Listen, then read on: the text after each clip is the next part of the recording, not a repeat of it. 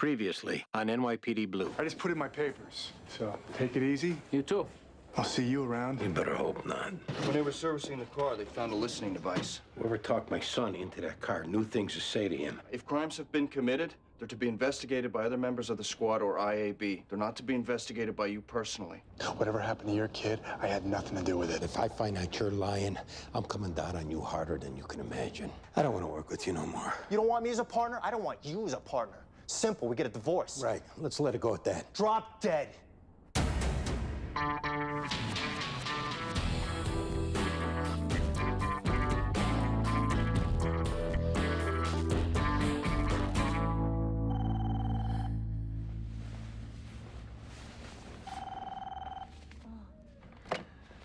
Yeah, Zip was.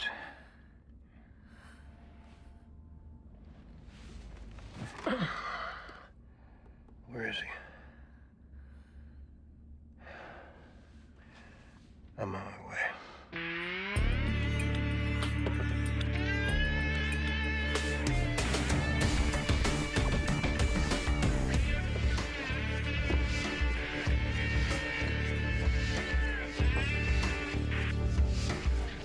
Town pool's getting a little thin around here, my friend. Might be time to head home. Oh. You trying to get rid of me or what? Not at all. Okay, then. Give me another beer. Hey, Andy. You done? Club soda for my friend. I don't want no club soda. All right, it's time to go, John. I'll drive you home. What? Go. It's not even last call yet. Come on, it's late.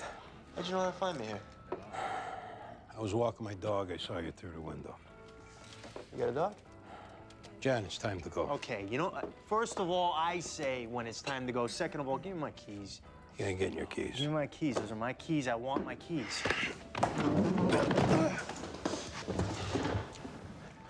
Come on, John. Get up. Get off of me! He gets ready to leave. Call him a cab. What's the matter? You don't want to stick around and counsel me? Huh? Give me those damn keys! You're in no condition to drive, John. You want to stay here and keep making an ass out of yourself? Get home by cab.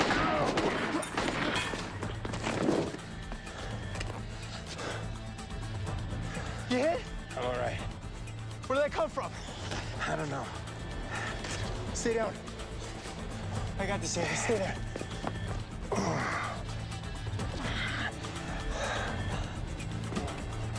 Somebody call an ambulance!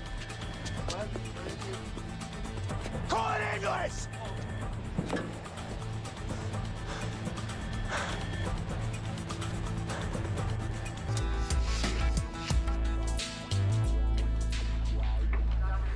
I saw Connie downstairs. She says you're going to work? A couple of stitches, I'm fine. Where's the boss? He went back to the house with Ortiz and Murphy.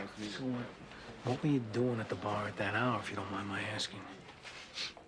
Got a call from the house that Clark was having a problem. That was legit? In the sense that he was having a problem? Yeah. But you don't know who called the house? No. I wonder if whoever's been doing harassing up the ante. I doubt it. How come? The way this guy's gotten to me, if he wanted to kill me, he wouldn't take some wild shots outside a bar. I guess it's possible he was going for Clark. Maybe. Unless it was random. Let's go.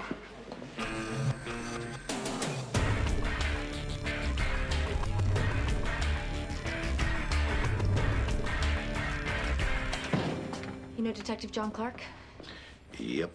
You saw him in the bar last night? Oh, yeah. Did you notice anything he might have been involved in? Like what? A fight? An argument? I'll tell you the truth, I was kind of busy last night. Nah, the hell with it. He was a pain in the ass last night, same as he's been a pain in the ass for the last 4 or 5 weeks running. What are we talking about? Getting loaded, sloppy, getting into arguments. It's one thing after another. Did something specific happen last night that might have led to somebody coming back with a gun? I wouldn't doubt it. All I can tell you is that I wish you'd encourage him to do his drinking someplace else. Because I don't want to have to be calling for somebody to come and pick him up every night. You're the one who called? Right. I'm the one that called. And I hate like hell to have done it. But at a certain point, enough's enough. Can you tell us anyone specific who Clark might have had a problem with? No. Is there anyone who could tell us? See, I hate A this. detective was shot last night. You don't have to tell me that. I know. That's why I'm here. Listen. I got a guy who's working the door. He's an off-duty cop. He got off before the shooting. Maybe he saw something before he left. We need to talk to him. I know you do, only I ain't giving him up. I'll talk to him, explain the situation. He wants to come in, it's up to him. That's not gonna work. And if we have to find him on our own, both of you are gonna have a problem. How are you, Detective? I'm all right. We need you in one piece around here, please. I know. There are some friends to see you. I showed them to the coffee room.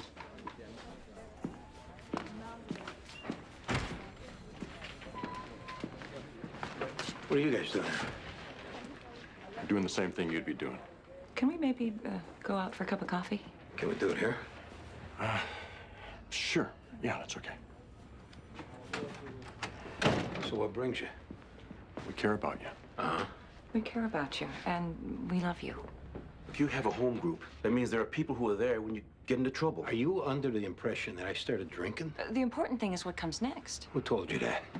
What difference does it make? Because I want to know.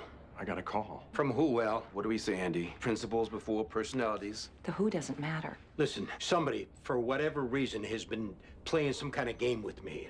They sent stuff to me in the mail. They talked to my kid. This is part of that. You still don't pick up a drink. No matter what. I didn't pick up a drink. If you did, you did. All right, thanks for coming, guys. I appreciate it. Yeah. What can you tell me about last night, Detective? Pretty uneventful night until the end. Well, there was apparently enough of an event before, so the bartender put in a call to get you taken out of there. If it's the guy I think it is who called, he's got a thing about cops. I wouldn't put too much into it. How much had you had to drink? A few beers. You have any altercations with anyone while you were there? That would lead to a shooting? No. Any altercations at all? No, sir. I'll expect you to be forthcoming through the course of this investigation, Detective. Absolutely.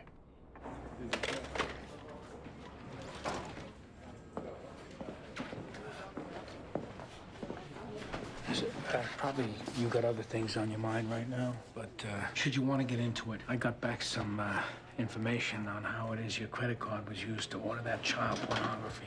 Oh. A request for a credit history from a private investigator. Hatcher. His agency. I don't know if it was him directly. Thanks, Greg. Well, doesn't this make you like him more for the shooter? No. Still think it was more likely intended for Clark. Right. Or random.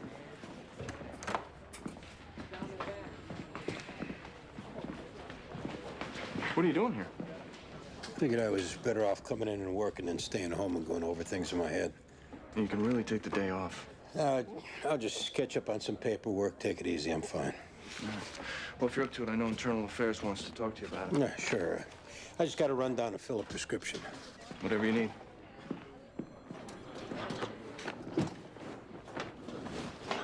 How was it? It's all right. Hey, you gotta worry about infection, right? Change of dressing shouldn't be a problem. Andy, I'm really sorry about this. It's okay. No, I was the one who was carrying on, and then you get shot. I can't tell you how bad that makes me feel. It's not like you saw it coming. Doesn't matter. Listen, I got to run out of here for a second. I'll be back in a little while.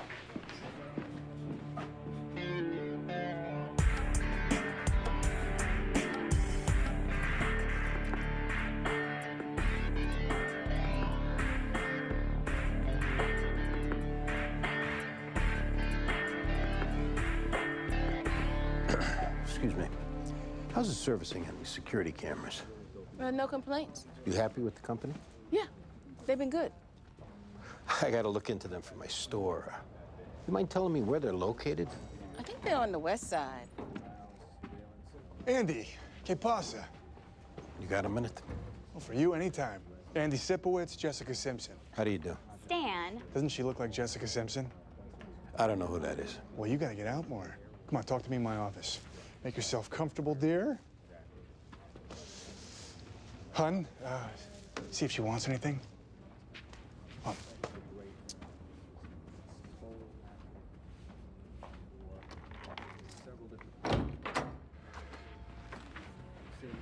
I hear that you got shot last night? It was nothing. Well, shot and nothing don't exactly go together. Were you on a case? Why'd you do a credit check on me, Stan? What are you talking about? My card was used to order child pornography, and a request for a credit history came from this office. You're telling me that wasn't you?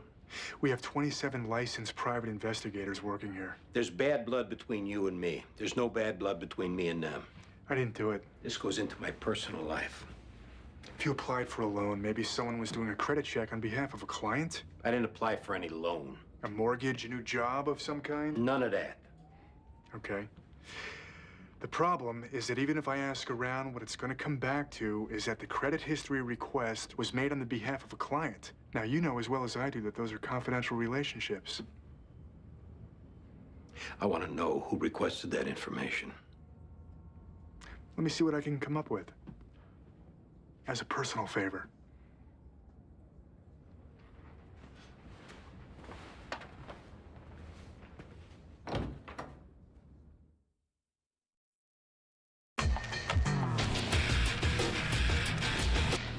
What time was it that you went to the bar, Detective?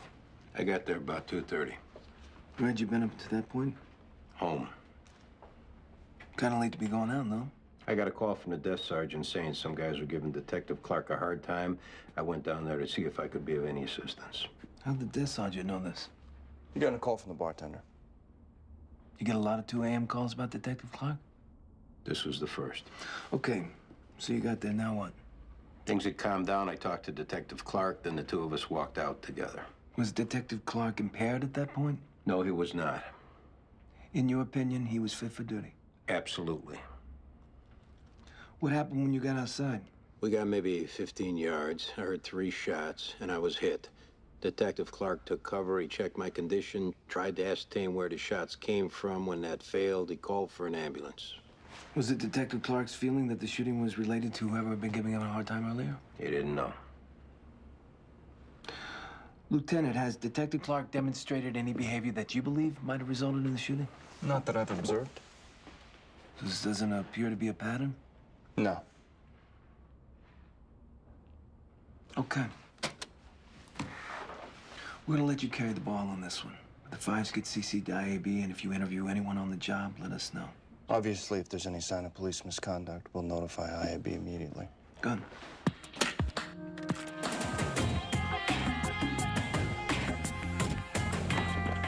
I appreciate you letting me do this in here instead of under your boss's nose. We appreciate you coming in. Well, they find out you're working in a bar, they can hurt you. Nobody's looking to hurt you. Well, being a cop, I couldn't sit back and not say anything. Someone got into it with Detective Clark?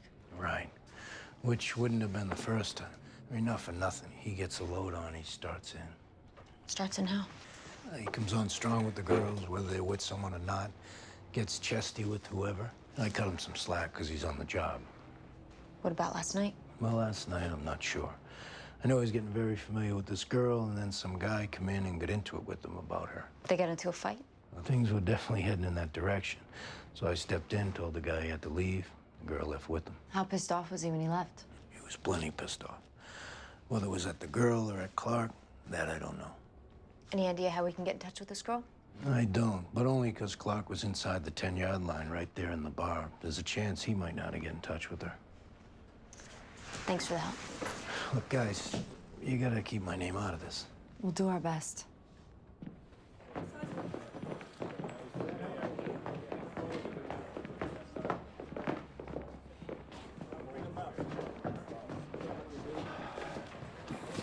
Got a second, Sean? You know anything? You said you got into it with some guy over a girl. Got into it? No. He said you were making out with some girl. A guy showed up and he had to get between the two of you. It occurred to you that was his version? What's your version? I was talking to a girl. A guy showed up. He was a little miffed. I bowed out gracefully. That was it. This girl you were talking to, any idea how we can contact her? I just told you what it was. Why would you want to contact her? We're conducting an investigation here, John. You're right. You're right. Let's see. Yeah. Yeah, I think that's from last night.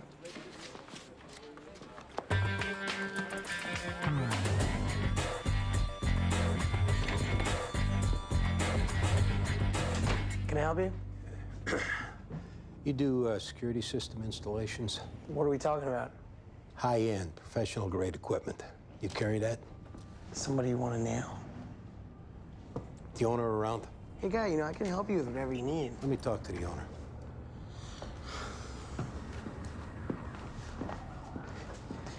Hey, you installed a security system at the IPI agency? I don't divulge that kind of thing, Detective. All right. What can you tell me about this bug? It's a TTS 2400. Loses a little range in bad weather. Other than that, extremely dependable. You sell them? Yeah.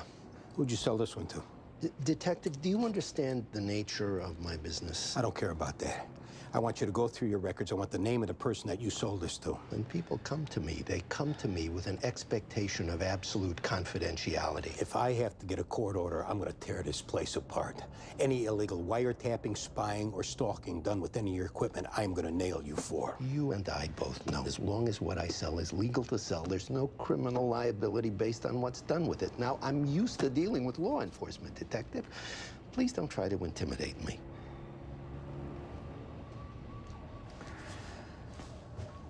Somebody's after me. They know things about me. They planted this in the car I use and got information from my personal life and used it with my 8-year-old son. What happened to him? He got into a car with a stranger, got ridden around and dropped off. That was this time.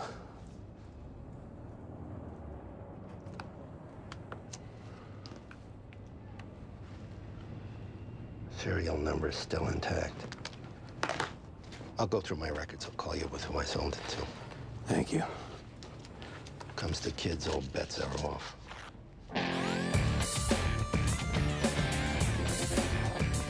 Where were you last night, Chris? I was working on paper at the library, and then I met some friends to go eat. Where was that? This place, the old stand where we go to sometimes. Did you meet anyone at the old stand? I don't know, like who? Like a guy. I talked to a guy for a little while. It wasn't like a big deal or anything. Do you have a boyfriend who showed up last night and got into an argument with the guy you were talking to? No, I don't. Christine. Huh? A detective was shot outside of the old stand last night. Now, we don't know how much you know about that. I don't know anything about that. This guy you were talking to, who we understand you were more than just talking to, may have been the intended target.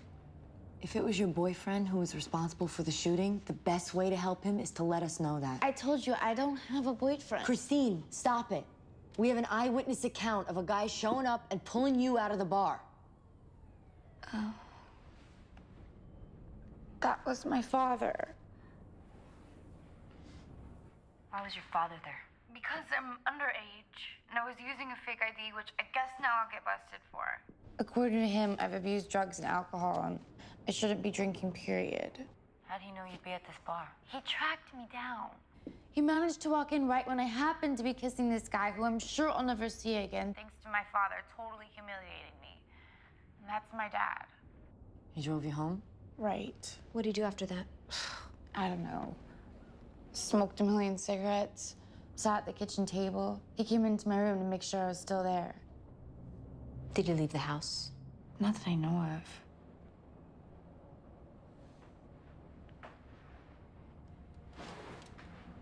Whoa, wait a minute.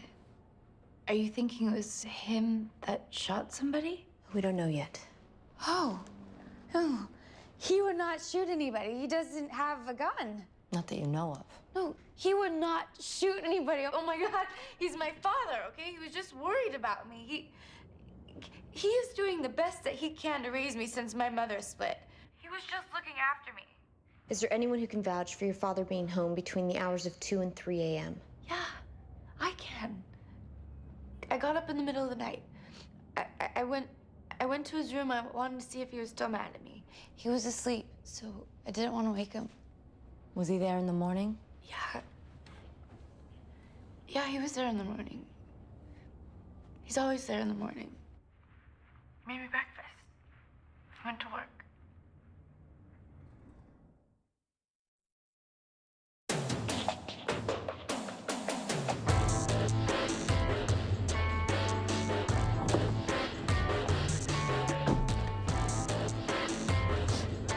You Bert?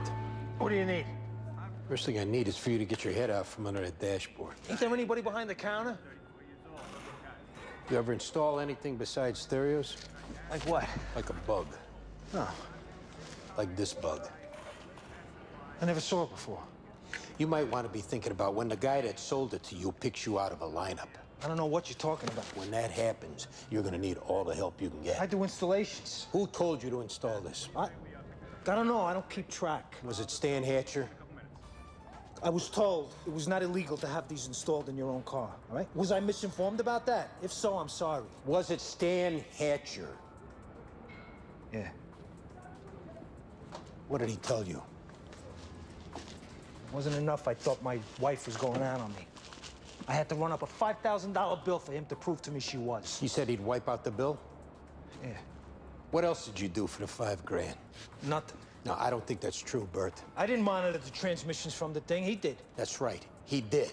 He gathered information based on conversations that took place in that car. And then someone used that information to talk an 8-year-old boy into taking a ride. So what are you saying, that was me? That 8-year-old boy was my son. And if he has to, he will definitely pick you out of a lineup. Kidnapping is a Class A felony in the state of New York, Bert. Do you know how much prison time you're looking at? Do you want to hear what he told me? He said some woman wanted to convince her husband they were vulnerable. Convince him that whatever they spent for security was worth it. Hatchet told me to pick up the kid, drive him around for 15 minutes, and drop him off. He told me the kid's mother knew all about it. Did Hatcher give you a shield to use? I swear to God I wasn't mean to the kid.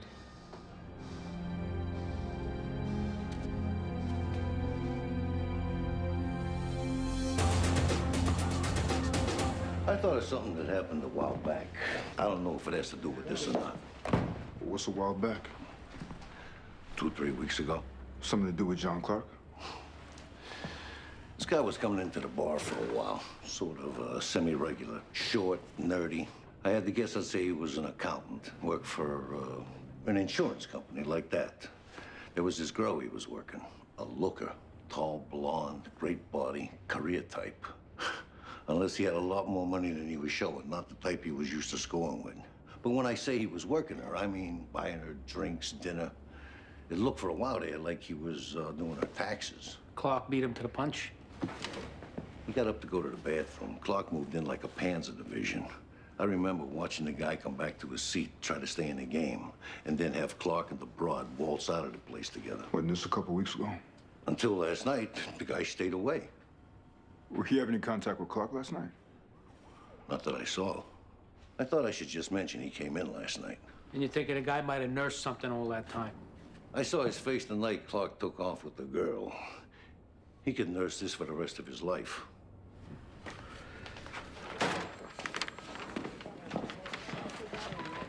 We need the name of a girl, John.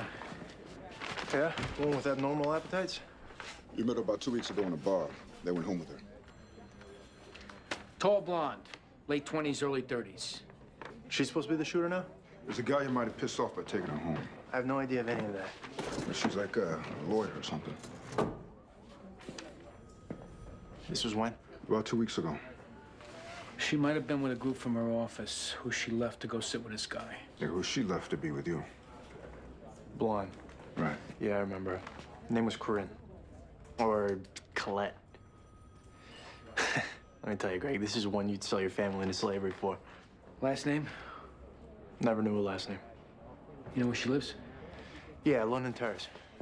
Looks like a square block, London Terrace. She had a corner apartment. It was 9th Avenue and 23rd Street. Took the stairs. It was on the 3rd floor. That ought to do it.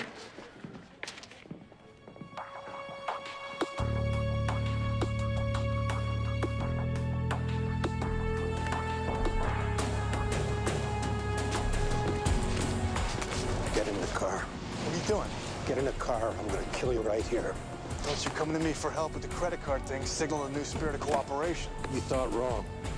Get in.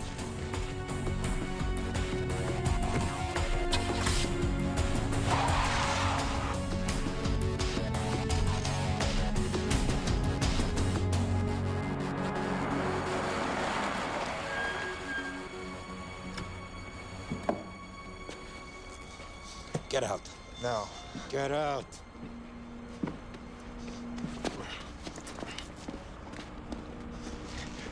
What are you doing? Don't you say anything. There may be some doubt in your mind what I'm capable of. I'm here to put that doubt to rest.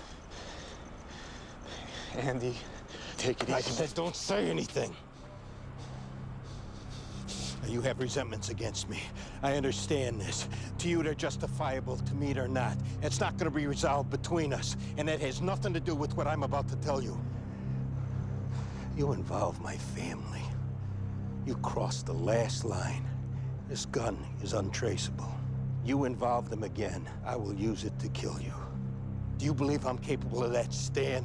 Yeah. Do you understand that I have never been more serious about anything in my life? You got a gun to my neck. I get that you're serious. Do you understand? Yeah, I understand.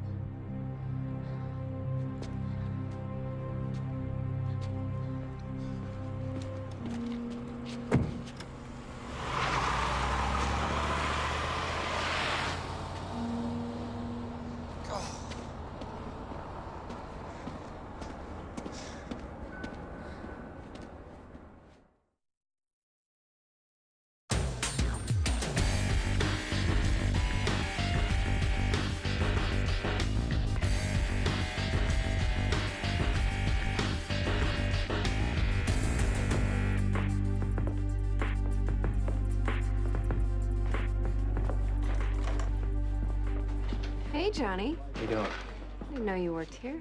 Yeah. These detectives left their cards for me. It's in regard to a case. What kind of case? They're gonna have to talk to you about it. You can't? No, not really. You guys? They're good guys. This is Detective Medavoy, Detective Jones. Corinne. O'Malley. Why don't we go in here? It'll be more comfortable. Would you like something to drink?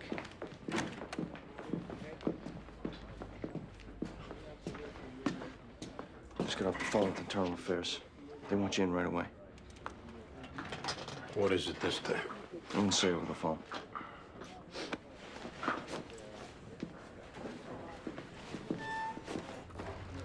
You know the old stand, right? Uh-huh. Well, we're trying to locate a guy you might have gotten to be friendly with in there. Who's that? Well, we don't know his name. Does he have a particularly distinguishing characteristic? We know he's short. Not big on short. And he was covering your bar tab up until the night that John Clark came along. I don't need anyone to cover my bar tab, Detective. Well, we're not saying you needed him to. We're just saying he did. You got to be friendly with him over a period of time, and it's possible that he was helping you out with something, maybe your taxes. Larry Metelka. And it wasn't my taxes, it was a real estate investment trust. He was explaining to me in excruciating detail. What about him? Well, do you know where he lives? God, no. Know when we might be able to find him. I'm sure he must have given me his card at least 6 times. You want me to see if there's one I haven't thrown out yet? Yeah, that'd be good. I'm sure it's in here somewhere. This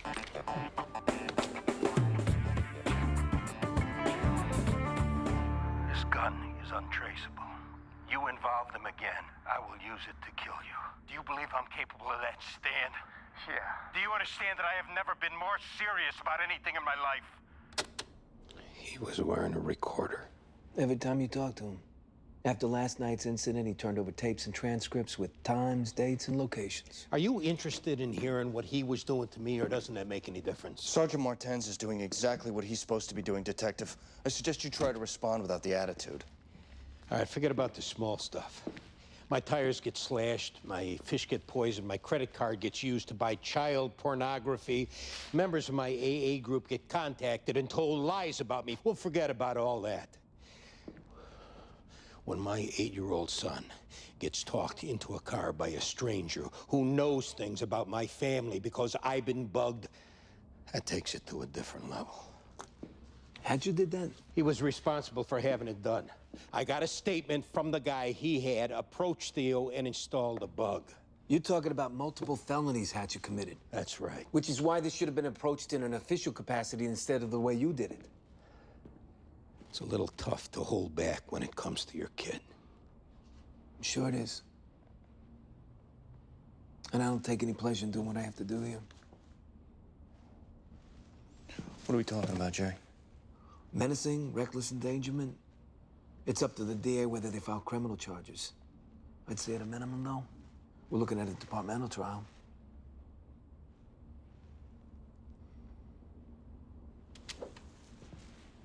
Would you do me a favor and hold on to this until tomorrow? Tomorrow be it.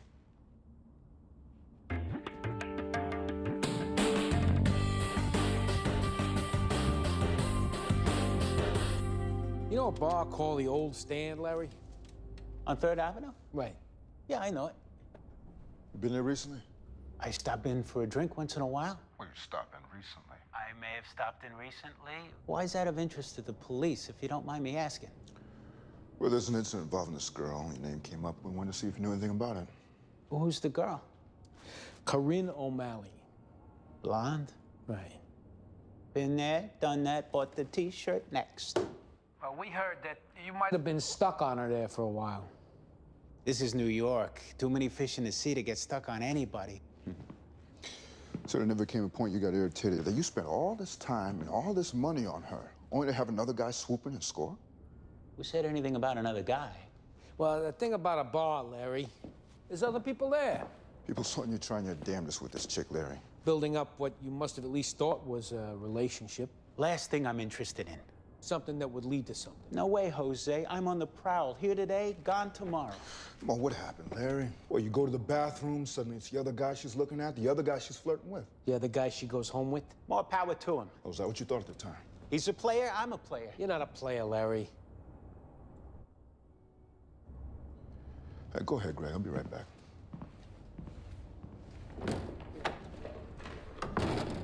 Why am I not a player? Because you're not. You're a guy who wants women to like him, and you got your feelings hurt. You gotta be kidding me. I went out with the Hooters waitress, and I broke up with her. Oh my God, that's him. You sure? Definitely. That's him. All right, thank you. Mind waiting by the bench, please?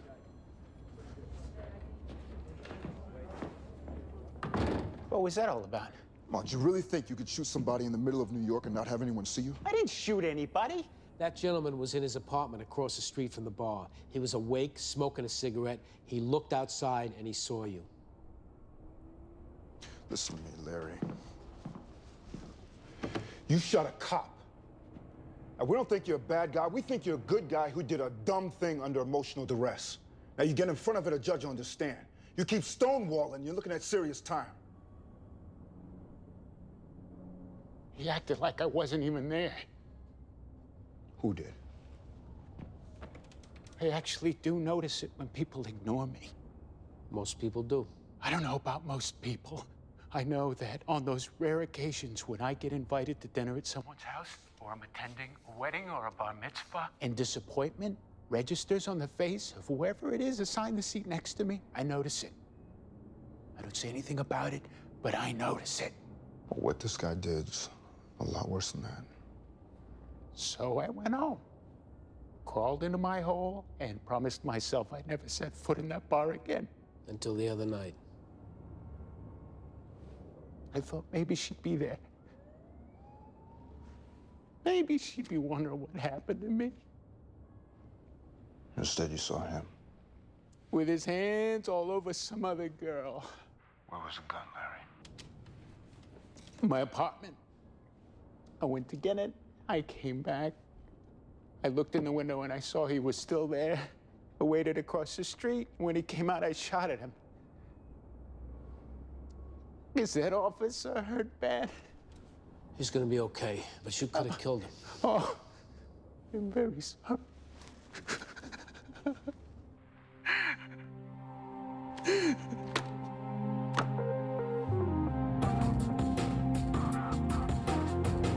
Chief, I asked your nephew to be here so that if anything Detective Sipowicz told me isn't true, he could set us straight.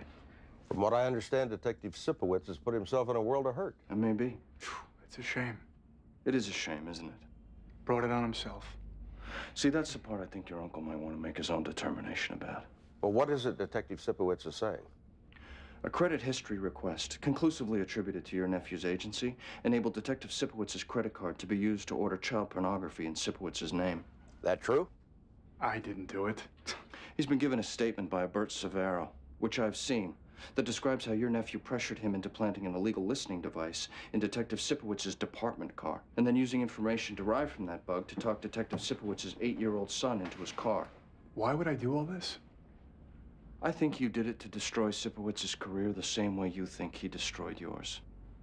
It started small to get him nervous and paranoid, and you were careful, but not too careful, so that with a little digging, it led back to you. And then when you had his kid snatched, and Sipowicz did what you knew he would do, you were waiting there with your tape recorder. Who's this guy, Perry Mason? Shut your mouth, Stan. Based on what we both know about your nephew's previous conduct, Chief, does what I said seem all that unlikely? What do you propose as a solution, Lieutenant?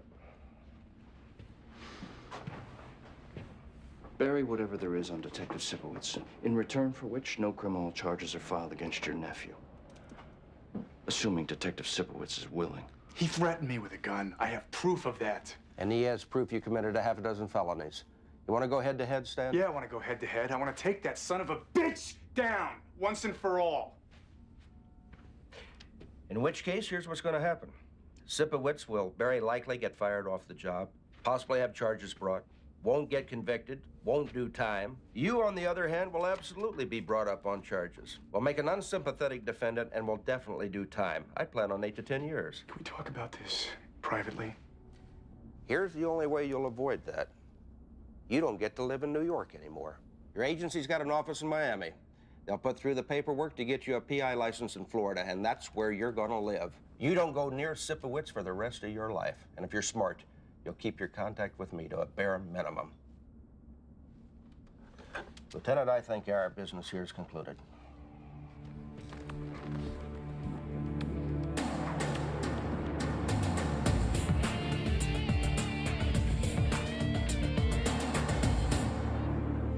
Clark, my office.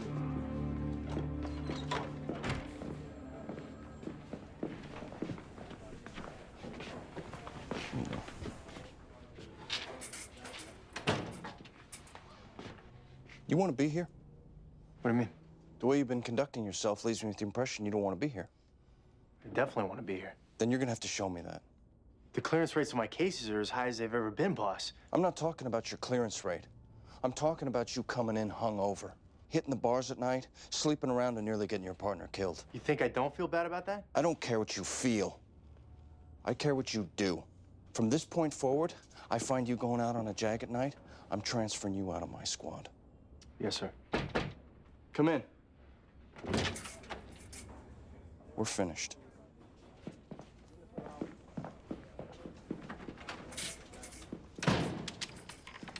If you're willing to let what you have on Hatcher go, tape recordings will disappear. What does Hatcher say? Hatcher's gonna do what he's told. That means relocating out of New York, steering clear of you and your family. Fine. That's it then.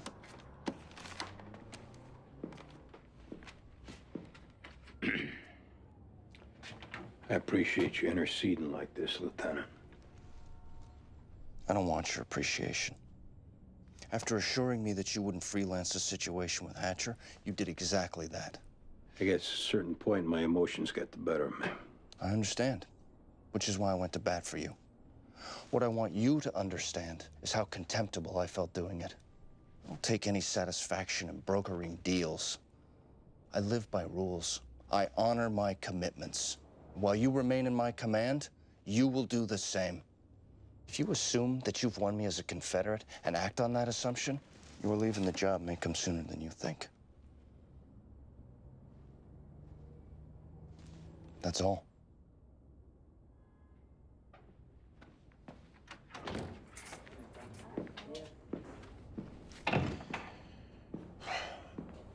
Hey. John? Oh, you feel like going to the gym? I can't.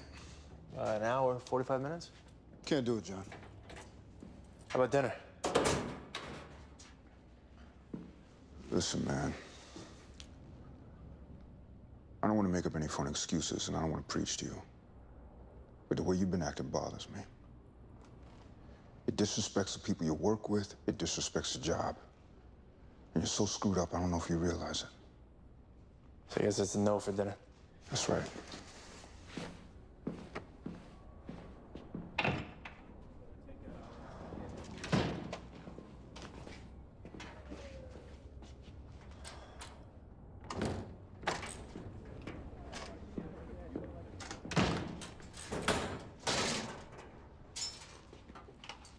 You put through the request for reassignment? Didn't get a chance. Can I ask if maybe you could hold off? I mean, if there's not somebody that you're set on working with, or until you find somebody that you're set on working with, I would make every effort to not behave the way I've been behaving. I know that probably rings a little hollow right now, but if you could just kind of struggle along with me. We'll try it. Thank you.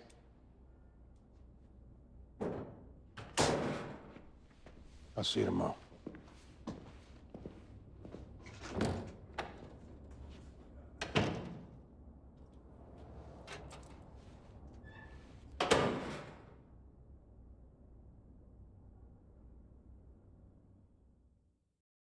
Previously on NYPD Blue. All right, it's time to go, John. I'll drive you home. First of all, I say when it's time to go. Second of all, give me my keys. I want my keys.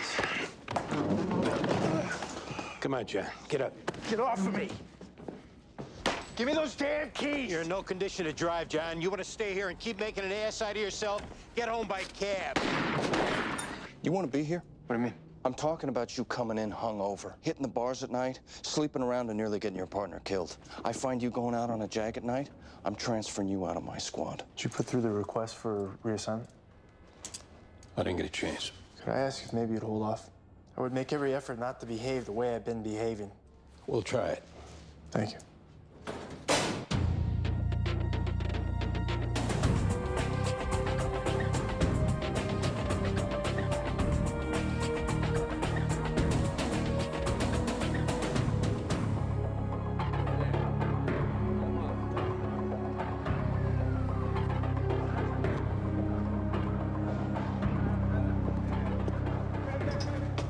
What do we got? Stabbed in the chest. Who's that? Wife and kids. Have someone take him back to the house. I'm at a stop. I hear screaming. I turn around, but I can't see what's happening. Guy goes out the rear door. Someone says that's him. Did you get a look at him? Running away. And on a white sweatshirt with the hood up. I don't know what else. Well, white, black, what are we talking about? Spanish dude with a gold cross here around. You're already on the bus when the guy gets in? Yeah. What does he do? Sits down across from the dead guy. Seem like they know each other? Nah, Did he say anything to each other? not that I saw. So this guy, for no reason, he just gets up and stabs him in the chest. They was eyeballing. That's it? Guy gets on, comes to the back of the bus, checks everybody out. Looks at me, right? I ain't no punk, and I ain't gotta prove nothing to nobody. Looks at this guy, he looks back at him, even with. He got his wife and his kids with him. He's staring them down. Next thing I know, the guy sticks him. Dead guy's eyes get all big. Wife screaming, kids crying. Damn, man. He'd have just looked away, none of that would have happened. All right, we need you to ID anybody. We'll let you know. Officer. Man, he be home now. Yeah. We'll get you. My daughter's looking to buy a house Oh, yeah? in Massapequa Oh, that's nice. on a cul-de-sac. That's good. Cul-de-sac. Yeah, well, it's good if I can swing it. That's gotta be a big number, right?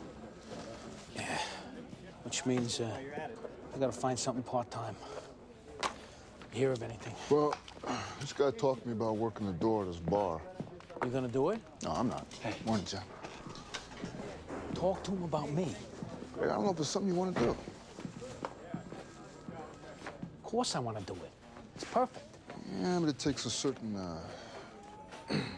disposition. Well, you don't think I can take care of myself? That's not what I'm saying. Hey, Andy, can I take care of myself? I don't know what that means. I can handle myself.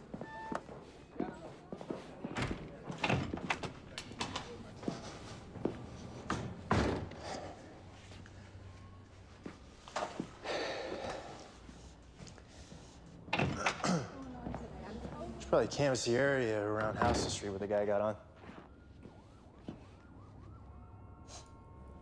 You all right? Family gets on a bus together. Before they get to their stop, the whole world goes in the toilet. Yeah, this is a tough one. I think we should also check with transit, see if there's any patterns happening on buses. Hey, John, I'm not there yet, okay? Not where? Not to the point of making checklists. It's an investigation. I know it's an investigation. You don't have to tell me it's an investigation. I'm at this a long time. What's the problem, Amy? The problem is that there's 2 little kids and a wife that got left. It's a homicide for you. Oh, yeah, that's good. Yeah, that's what I want to hear right now. Some slob like me who gets snuffed out for what I promise you is no reason at all. And those poor people that he was looking after, they got to spend the rest of their lives digging themselves out of some hole. Believe it or not, I don't need you to point out the consequences of someone getting killed. I get that it's more than one less setting at the dinner table. You want to be a comedian out there. Let's go see the boss.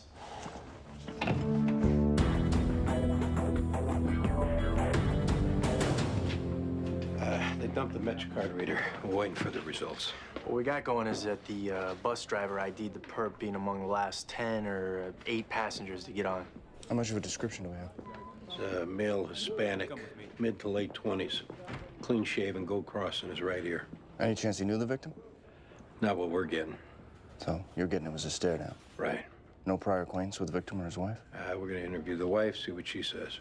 Give us a minute, will you, John?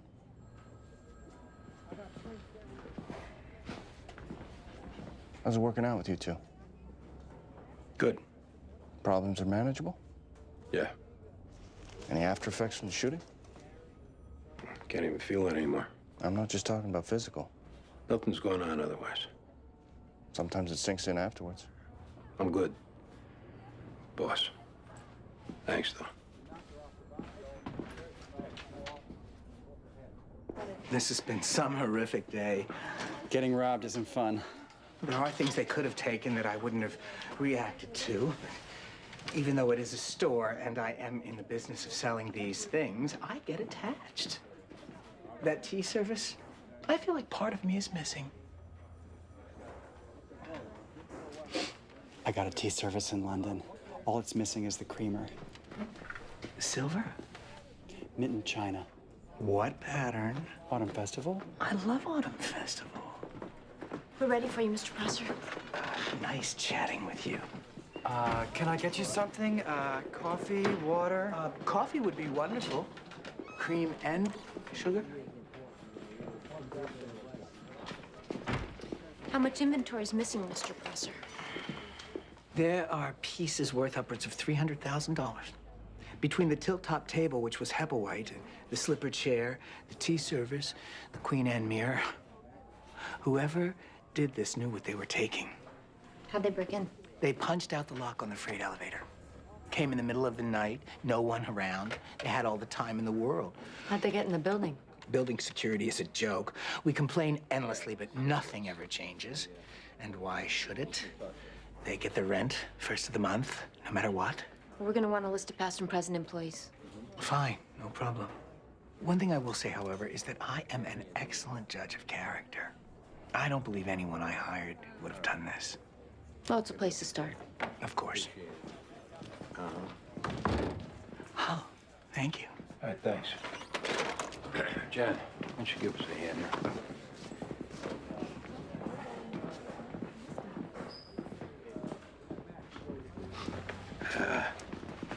Maybe John can show the kids the fish while we talk for a minute, if that's all right. Yeah, go with the man. Go look at the fish, honey.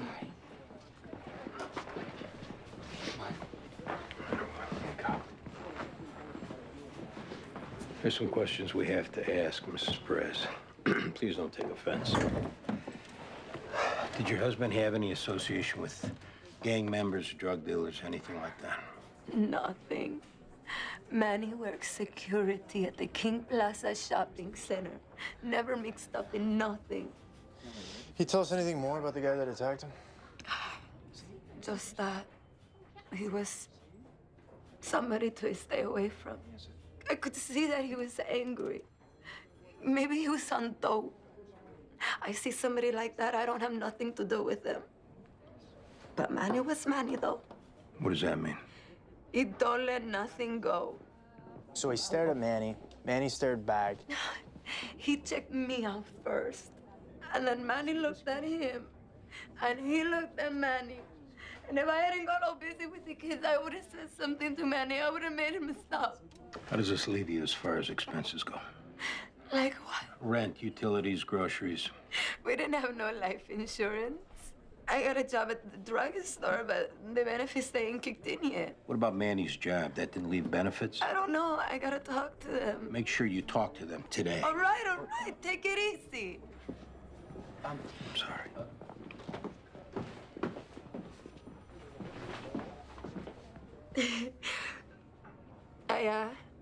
I got a sister. She lives in Peekskill, and she want me to go move up there with her. The kids that have their cousin. You should do that. You should move up there with her. Taking care of your mom?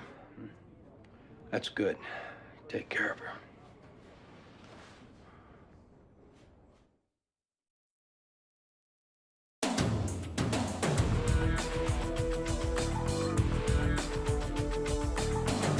You ever work as a bouncer, Greg? Many times. Well, I gotta be honest with you, Greg, and I don't mean this to be disrespectful to your abilities, but I usually like a bigger man at the door. Let me tell you something. During my years in the police department, I've taken down my share of heavyweights. Well, whenever possible, the idea is to avoid the fight. Well, I can do that, too. I'm sure you understand the tremendous liability if people get injured. Of course I can.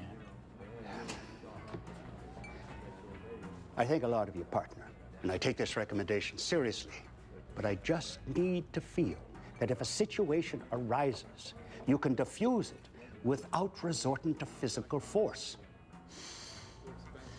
Mr. McGowan, I've been a police officer for more than 20 years. I've encountered all kinds of people, all kinds of situations. The fact that I have the record that I have, the fact that I'm sitting here right now, means that I know how to do just that.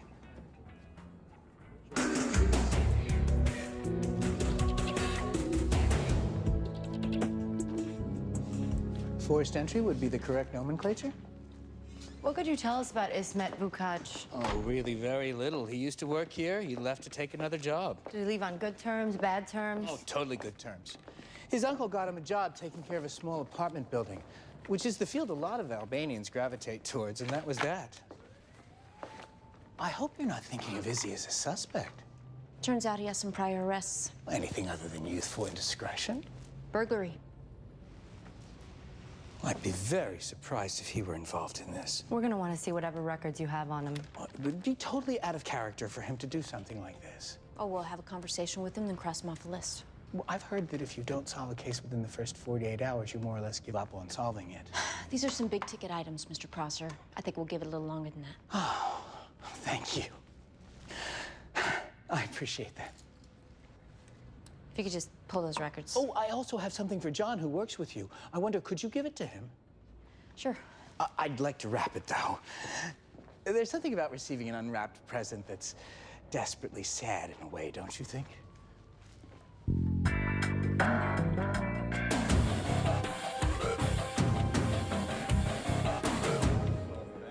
MetroCard info came back. Anything? Well, 5 of the 10 were bought with credit cards. I figured that's not likely our guy. Right. These are the other 5. Of those 5, let's see. One gets on at 86 and Lex, 7:30 a.m. Back at the Brooklyn Bridge, 5:30 p.m. Monday through Friday. Working stuff. Another one's Grand Central, 8:30, 9 a.m. Back at Rector Street, 6:30, 6:45 p.m. Monday through Friday. Another one. 63rd Drive, Regal Park, 7 a.m. 137th Street, anywhere between 3 p.m. and 9 p.m. Monday, Tuesday, Thursday. City College student. And this one, 45th Street, Sunset Park, 8 a.m. more or less, and then DeKalb Avenue, 10:30 a.m. every Monday. That's a parole check-in. You think? There's a parole office on DeKalb Avenue. What's he doing the rest of the time? All over the place. How about at night?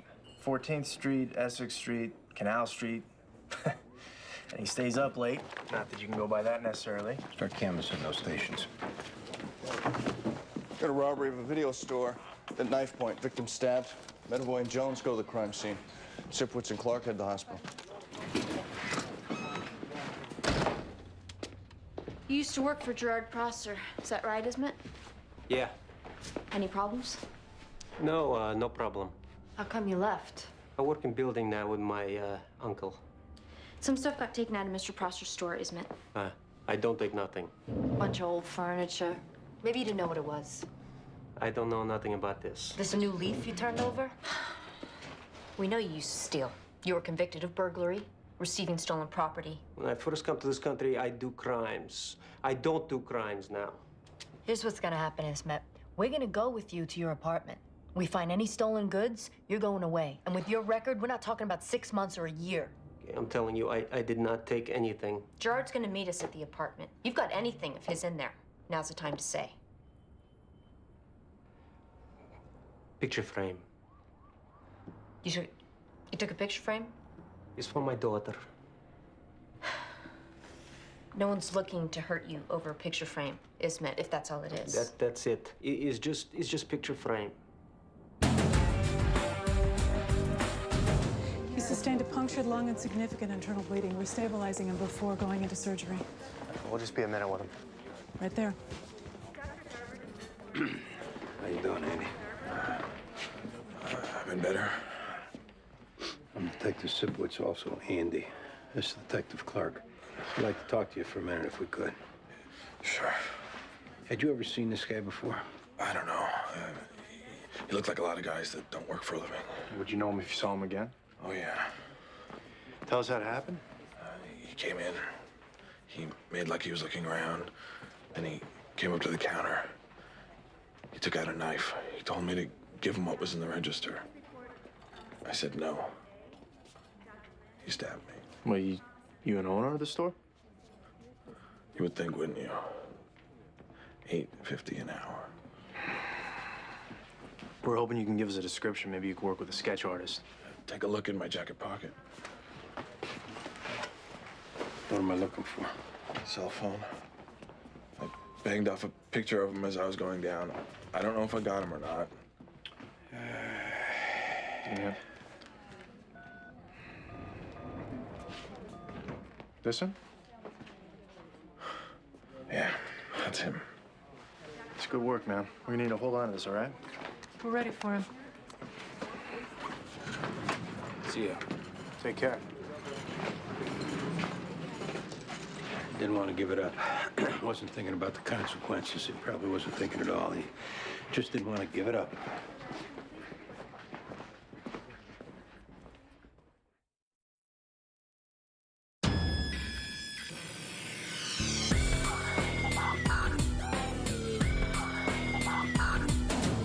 Male Hispanic, gold cross earring, knife used in both incidents. You gotta like the odds it's the same guy. Talk to him at the parole office. Yeah, I'll tell the boss where we're going. Hey, guys. You want to stop by tonight at McGowan's? I got it covered. How's that? I'm working the door. You're the bouncer? Right. Wow.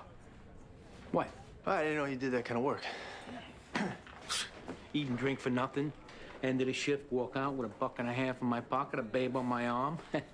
Maybe. Sounds good. Anytime after 7.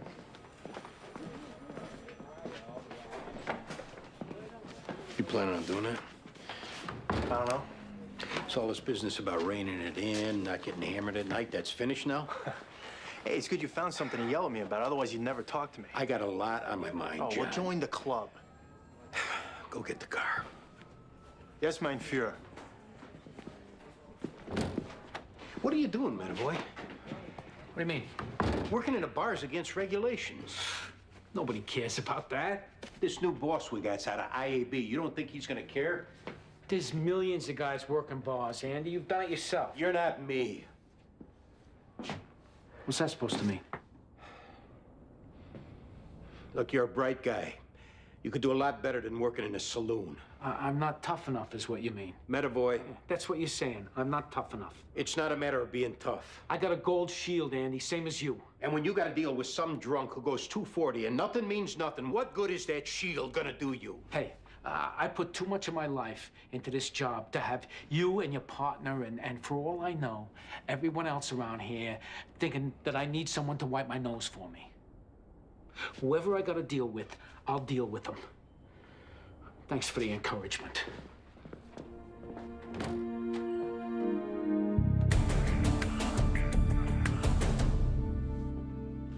Hello.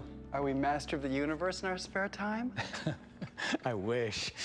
You just happened to find a mint and creamer in Autumn Festival? I keep a lot of mint in open stock. It happened to be in there. Well, it was incredibly thoughtful, and I wanted to thank you in person. Keeping a large inventory has its rewards. Okay, I am going to be shamelessly forward and risk making both of us totally uncomfortable. Are you seeing anyone at present? No, I'm not. Then may I invite you to lunch with me today? Yes, you may. Frankie Rosales. He's one of yours? Did 3.5 years in Clinton, got out last March. You see the folder? Please, may we see the folder? He'd been working a loading dock job down in Williamsburg. At the home of record? Yeah, right, Liz was his sister. Miss Lids, will you be accompanying us? I'll get my coat.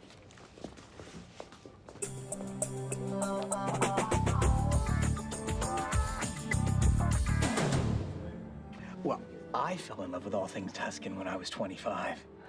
And now you have a farm there. About a mile from where De La Robbio had his studio. 1 minute you're an antique dealer in New York, you get off the plane, and now you're a gentleman farmer in Tuscany. Oh. Unfortunately, it doesn't keep going on good looks alone. Oh, I'm sure it doesn't. I came this close to losing everything, which I will not, under any circumstances, allow to happen. How did it get to that point? I don't know. A bill from the Italian taxing authority coming after a disastrous year in sales, maybe. My grandfather had a farm. Of course, it was in Wisconsin, not Tuscany, but I remember what it did to him when he couldn't hold on to it anymore. Well, thank God for, como se dice, insurance. Excuse me. Grazie. So, who is this John Irvin person anyway?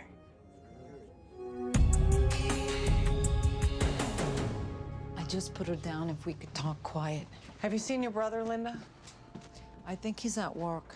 This is Detective Sipowicz, Detective Clark. Do you mind if we just take a look at his room? He's not doing nothing bad, Miss Litz. Nobody's saying he is, Linda. This is just a normal visit.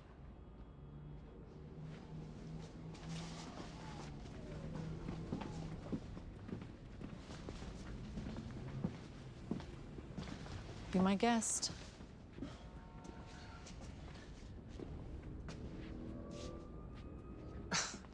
Okay, now, see, he shouldn't have this crack pipe in his room, Linda. Other people have been in here. That ain't his. Where can we find him, Miss Rosales? My name ain't Rosales, it's Sanchez. Okay, where can we find the Miss Sanchez? Did you try his work? Hey, Margaret, how often will Miss Sanchez get to see her baby when she gets locked up for being an accessory? What? Nobody is going to lock you up, Linda. But in order for parole to work with your brother, you have to cooperate with us now. There's a basement apartment across from the pink houses. What's the address? I don't know. What's the address, Linda? Hey! It's on the corner of Snideker and Pitkin. You're coming on a little strong, don't you think? Oh, I have a very sensitive nature once you get to know me. What is this guy's problem? Sweetheart, don't talk about me like I'm not here. I'm here. John, take it easy. Well, I should take it easy? I'm gonna go settle her down. What are you telling tell me that in front of her? You're out of line, John. Did she give up the address? You talk to a parole officer like she's some bim. You're out of line. Oh, Mr. Sensitivity. Anything else you want to add to my list of charges? Let's give the place a quick toss, then hit where he is. Whatever you say.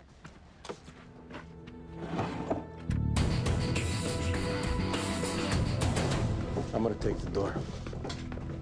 Well, he's in violation. You do what you gotta do. Why don't you wait by the stairs, Miss Lids? Make sure no one comes down. Thank you. You're gonna let me go in first. What are you talking about? Hey, it's just the two of us now. You're snake bit off getting shot. You got too much on your mind. I'm going in first. Stand behind me, John. Oh, you got something to prove, right? Shut up. Okay, okay. Get yourself shot.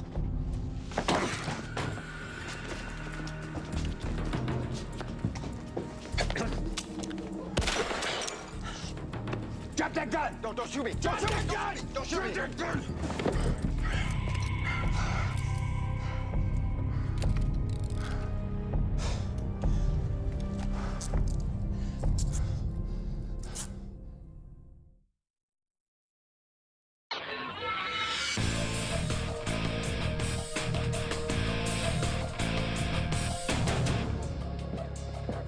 Oh, hi. John. Is there someone close to being arrested in that burglary? There's a suspect. We both have our doubts about him. The reason I ask is that I had lunch with Gerard Prosser today. Uh-huh. I hate going behind someone's back. I just always try to be straightforward with people. Did he say anything? He said he had a very difficult year financially. What else did he say? See, now I feel like I'm getting him into trouble, and he might be totally innocent. Well, if he's totally innocent, then you have nothing to worry about. I really like the guy. He said, thank God for insurance. He said it in a way that made me think he might have done something wrong. I'll get him back in. Or he could have just been saying that in a year of bad things happening, he got robbed, which is one more bad thing, but that he had insurance. It wasn't that lucky. You're right. Could be nothing more than that.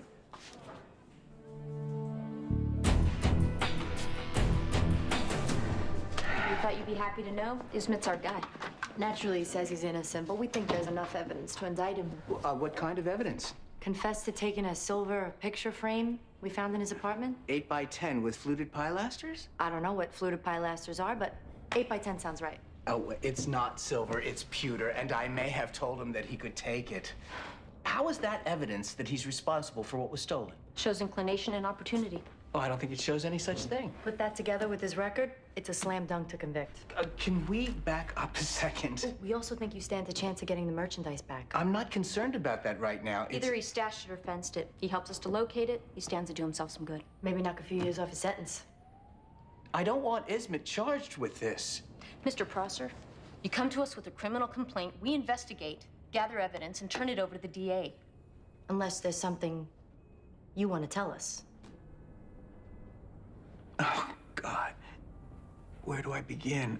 Do you know where the stolen merchandise is, Mr. Prosser? I really felt that with enough time, I could make everything right. You took the merchandise. You punched out the lock. You reported it stolen. All of the above.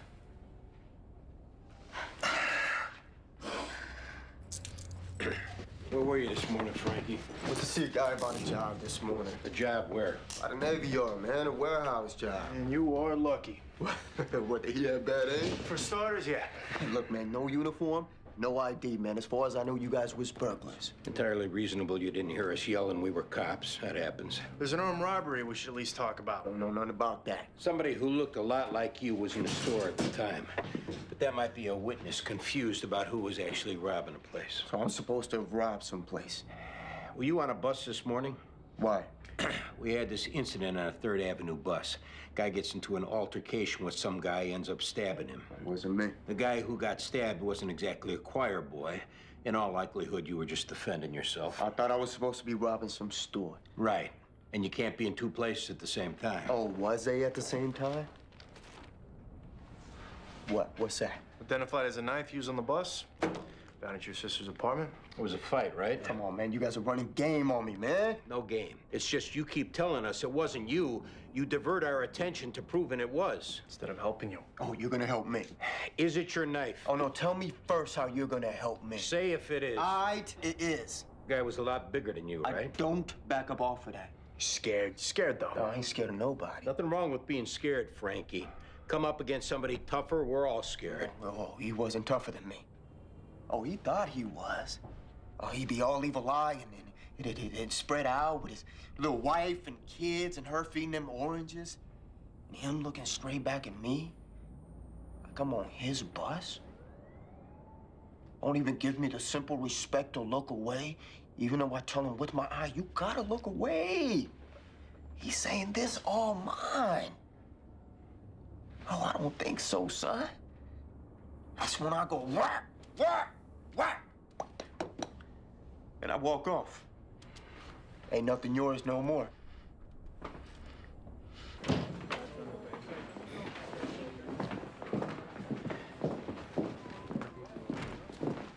Can I talk to him for a second? Sure.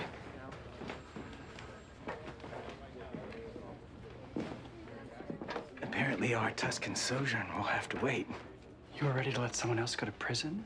No, it was never my intention. You thought it would just get written off to insurance company profit and loss?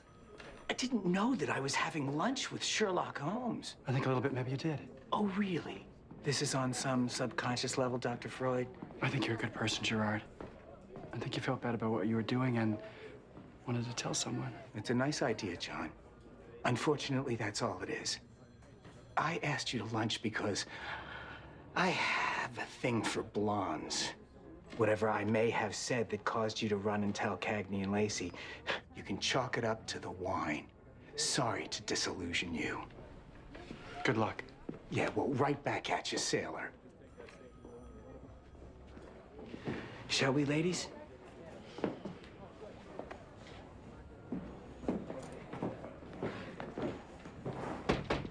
Rosales went for the homicide.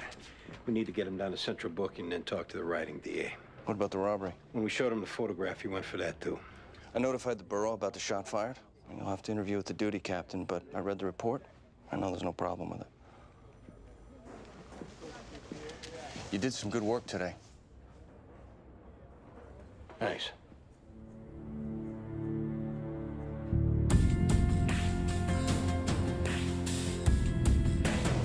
Well. Look who's here. How's it going, Greg? Hey, what are you drinking? I don't know, gin and tonic? Yeah? We got a G&T for my friend over here, Tommy? It's quiet. That's early yet. So, what did Andy have to say about you doing this? To tell you the truth, I don't really care what Andy had to say. He's a worrier. Yeah, well, let him sweep his own side of the street. You have dinner yet? No, I'm gonna grab something later. I just want to stop by for a minute. Have something here. We got a menu over here, Tommy? Yes, sir. Irish bar filled with stinking yuppies. You know, I had the skirt steak just before. Excellent. What are you, lawyers? Stockbrokers? Right. What do you mean, right? Which is it? Hey, man, we're just having a drink. Hey, man, we're just having a drink. Have it with the sauteed onions. We're lawyers, okay? You know what, you had the day off, so you thought you'd wear your matching leather jackets? What is your problem? Why is she doing all the talking, faggot? You want to do something here, Greg? You buy you a drink? I buy my own drinks. I'm here if you need me, Greg. What do you want? You're bothering these people. I gotta ask you to leave. He's all right. Come on. You're the bouncer? Right. You must work cheap. You can finish your drink, but then you gotta go. Or what? Or I gotta do what I gotta do. You put your hands on me, and I'm gonna break your arm. I'm talking to you like a gentleman. My job is to get you out of this bar. One way or another, I'm gonna do that.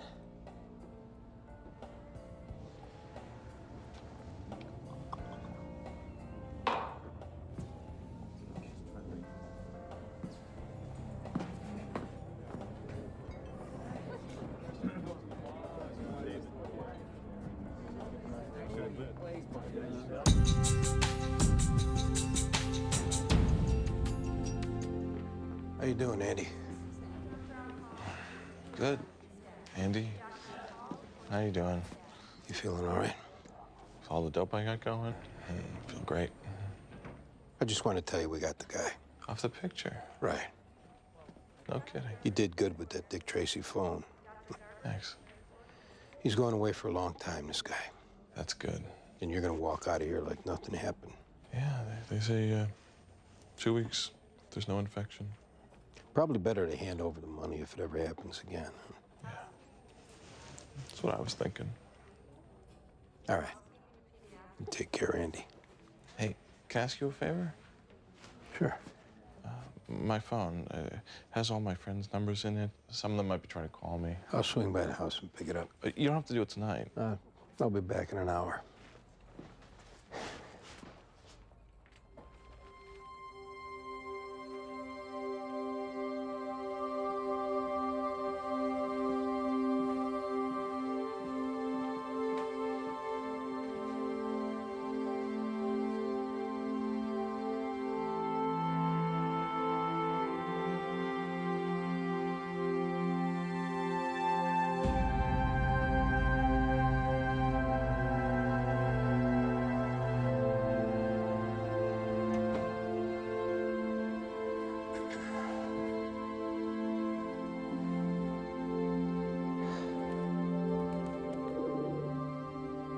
Hey.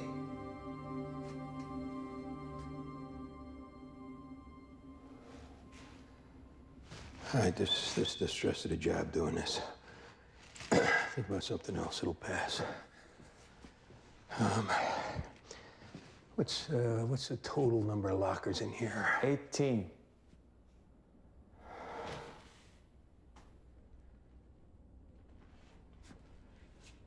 I put my hand on you. Is it gonna go through? Try it.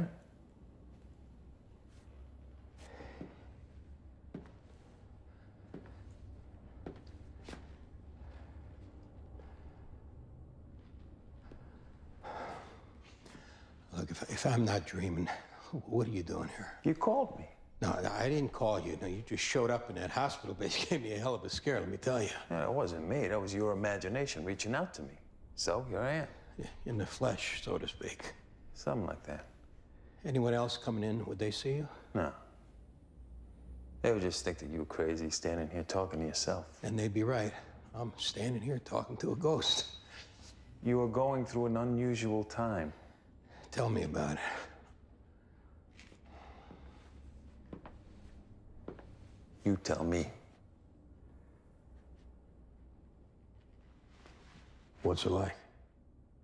What, being dead? Yeah. It's okay. Peaceful. You know stuff about us? Like when you're gonna die? Yeah. You really want to know that? That guy's gun don't misfire. I'm laid out at Gleason's funeral home, so yeah, I want to know. I'm not afraid to die. I know life is short. I just want to know how short. Andy, if life was short, I wouldn't be here. Life is long. You know this? Life is long. It's long in possibilities. It's long in those you affect. It's long in what lives on after you're gone. Yeah, that much I know.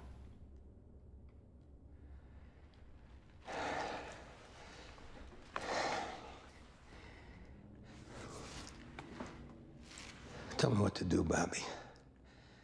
I got a new boss. Probably gonna ease me off the job. I got a wife and 3 little kids. I'm too old to start again.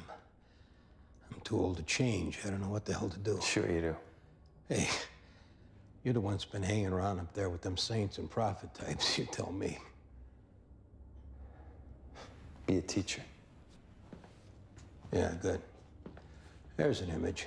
Andy Sipowicz behind the desk yelling at 30 kids throwing spitballs. Well, maybe just 4 kids. Hey, 3's enough, trust me. No more kids in my life. What about your partner? Clark's a grown man. Who lost one father and scared to death he's gonna lose another one. I can't take that on. You already did. He don't want me being his father. Yeah, he does. When the kids are at their worst, that's when they need you the most. It's too late. I feel like I lost him already. Just like I lost Andy Jr. and Sylvia and you. I can't go through that again. Spot him the mistakes, Andy, and teach him to ride out the losses, and you won't have to. You think the big guy let up on you because of your looks? You're supposed to serve a purpose when you're down here. The big guy isn't God. When you needed him the most, he was right there for you.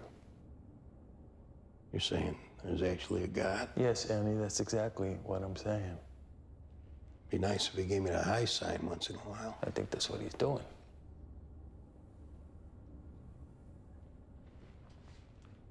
How come I'm so afraid, Bobby? Because you think too much about what's ahead of you. You think about what you owe the people who depend on you, what you owe the job, what you owe yourself. And you're afraid that you won't have enough time to make good on all of it. You didn't. My life was exactly as long as it was supposed to be. Not as far as I'm concerned. I never got over not having you in the world with me. I am in the world with you, Andy. No, you're not. Not like it was. No. Not like it was. I wish we could go back to then. We come when we are called, Andy. I gotta ask you. You see Andy Jr.? He's fine. What about Sylvia? Also fine. You see them? No, it don't work like that. But I know they're fine. I know you're in their hearts. And this little chat that we're having, can we make this a regular thing? I'm always around if you need me. What, are you gonna be like my guardian angel? Something like that.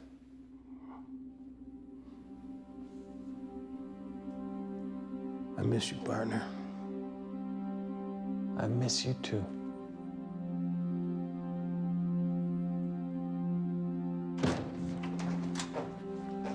What are you doing here?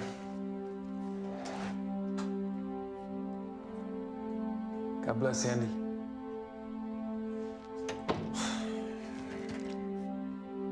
Be out of your way in a second.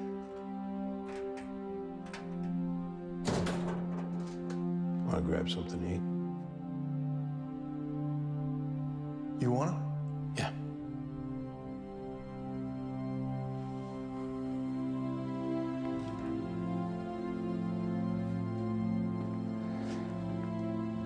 I'm not going anywhere, John. I'm right here with you.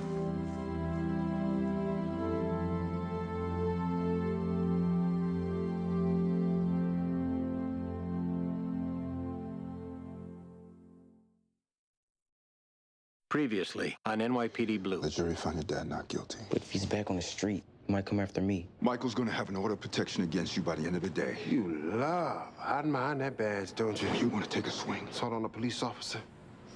I don't think so. You compromised a murder case. No, the defense lawyer got lucky. Consorting with a witness was inappropriate enough. Keeping it from me so that I couldn't take the stink off you, that is unforgivable. Clark's a grown man. He don't want me being his father. Yeah, he does. Spot him the mistakes, Andy, and teach him to ride out the losses, and you won't have to. What are you doing here? God bless, Andy. Wanna grab something to eat? You wanna? Yeah.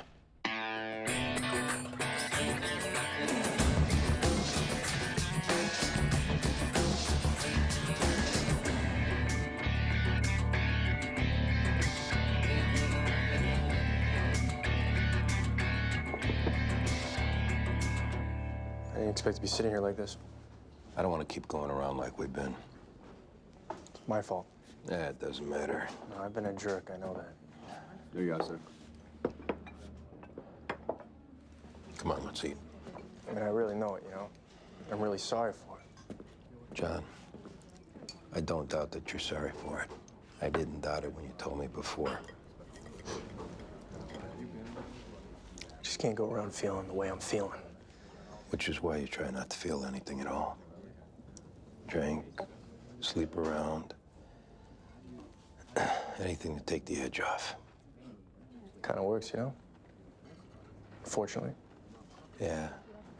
Yeah, it works for a while anyway. That's why we do it.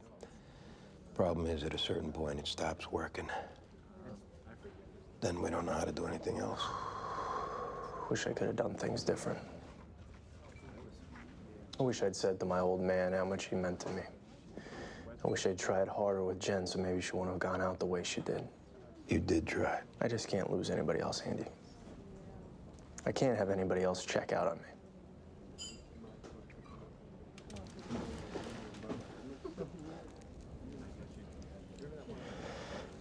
I just don't want anything else to get taken away. Some things get taken. Some things get given in their place.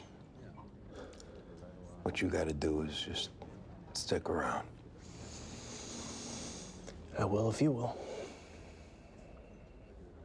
You got a deal.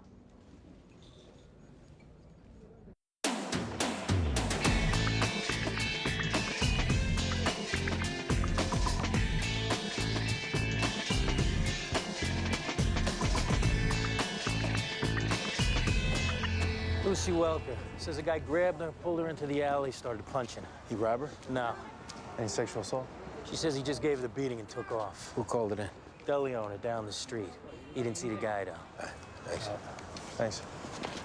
Ms. Welker, Detectives Sipowicz and Clark. Want to tell us what happened? Well, they already explained to the other policeman. Yeah, it'd be good if you'd explain it again. Could I get a blanket or something? I'm really cold. Yeah, here. Oh, thank you. So can you tell us what happened? Well, I left my apartment and was went to the grocery store when this man grabbed me and pulled me in the alley. He threw me against the wall and started hitting me. You say anything? No, he just kept hitting me, and then something must have spooked him because he ran off. What do you look like? Like one of the homeless you see around. Big hair, a big bushy beard, like a lion. White lion, black lion? White. Do you know him from around the neighborhood? No, I've never seen him before. Would you recognize him if you saw him again? No, I'm not sure. Did you notice anything about him? Scars, what he was wearing? It happened so fast. I think he was just crazy, you know. All right, we'll talk to you again in a little while. Maybe some more will come to you then. Meantime, they'll check you out at the hospital. Oh, I just want to go home. No, don't worry, they'll take good care of you. Thank you for your coat. No problem. Come with me. White homeless guy looks like a lion. It solves itself.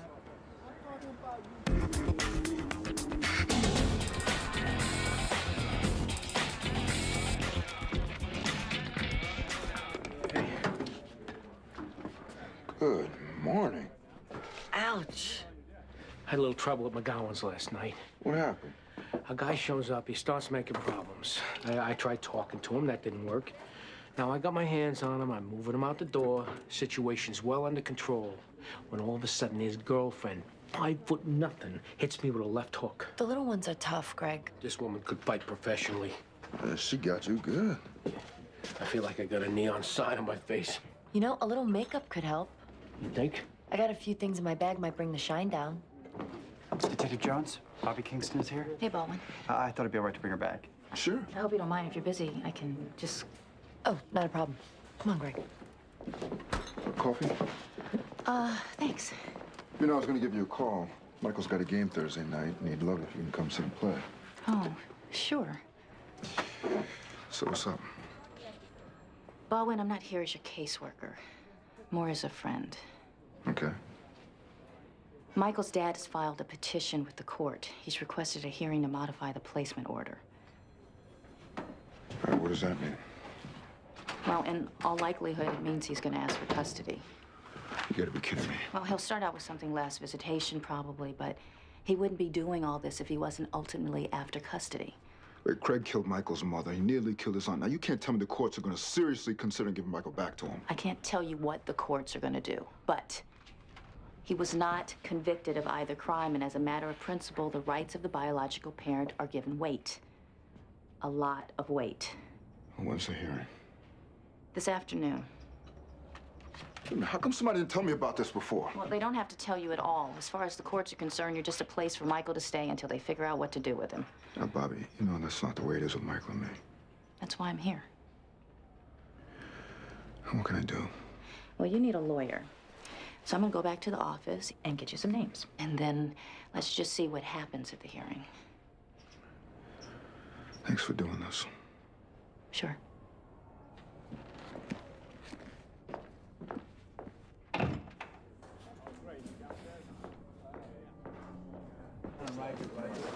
It's this one. He didn't want to give his name, just that he had something important to talk to you about. Yeah, I don't know what constitutes important. Lieutenant, I got a situation at home. I gotta take some lost time. Everything all right? Yeah, my foster son, his father's trying to come back into the picture, and there's a hearing I need to attend. Anything we can do? No, but thank you. Do what you gotta do.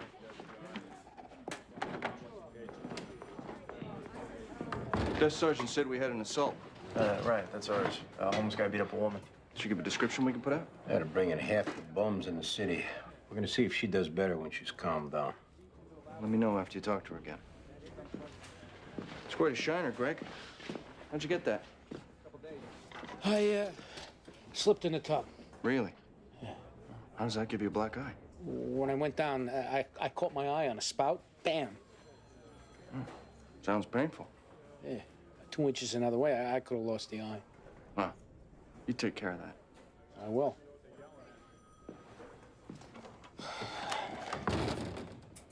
What?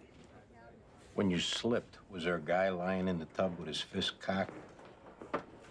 Excuse me, I need to talk to the detectives who called the Lucy Welker case. That's ours. Detective Clark, Counselor? I heard she was beaten up. That's right. Did she say who did it? A homeless guy. Is there someplace we can talk? Right this way.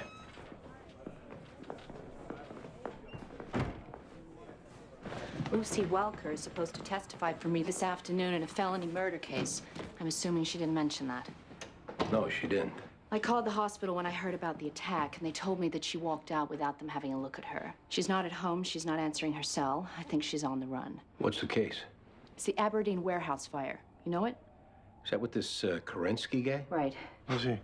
He sells like discount electronics, TVs, VCRs, but he's a bad guy. Torched one of his warehouses for the insurance. How'd he get charged with homicide? Is that where the fireman died? Right. So what does Lucy Welker give you? She was Kerensky's secretary. She saw him putting cans of accelerant into his car. How badly was she hurt? Some bruises, nothing broken. Do you have any relatives or friends in the area people should go to? She has a sister in Basking Ridge, New Jersey. Other than that, nobody I know of. We'll get on it.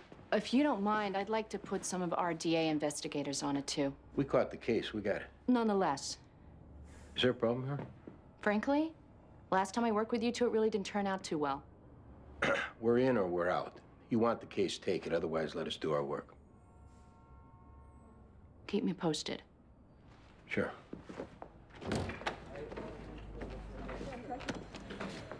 Counselor, my partner wasn't the problem last time.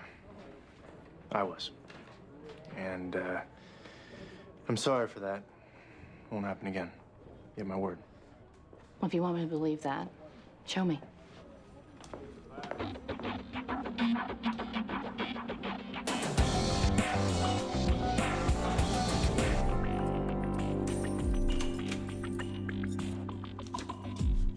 Understand, Mr. Kerensky's under no obligation to answer any of your questions. He's agreed to speak with you solely out of concern for Ms. Welker's well-being. Appreciate it. Should I deem any question inappropriate, I will cut off this interview immediately. Are we clear? Sure. I'm sick. What happened to her? How long did she work for you? 3 years, maybe. You know anyone who would want to hurt her? For what? For anything. Absolutely not. You have contact with her recently? Guys, look where I am. It's not like she's been visiting. You ever call her? Of course not. That would be inappropriate. You have contact recently with anyone else? Your brother, people from work? Simon, don't answer that. What, they don't have the phone records? I talk to somebody from work every day. I got a business to run. I don't let nothing stop me from doing that. You talk to anybody at work about Lucy? Fellas, we are done. If you think I'm going to let you stick a witness intimidation charge on my client, you are sadly mistaken. The best I got here. Let's go. I don't have nothing to do with the fire. I don't have nothing to do with this. It's just coincidence. She gets beat up the same day she's going to testify against you. Detective, I said we're done. What's the matter? You don't have enough problems? What are they bothering me for? You lean on witnesses. Believe me, you're only going to make it worse. Give Lucy my best.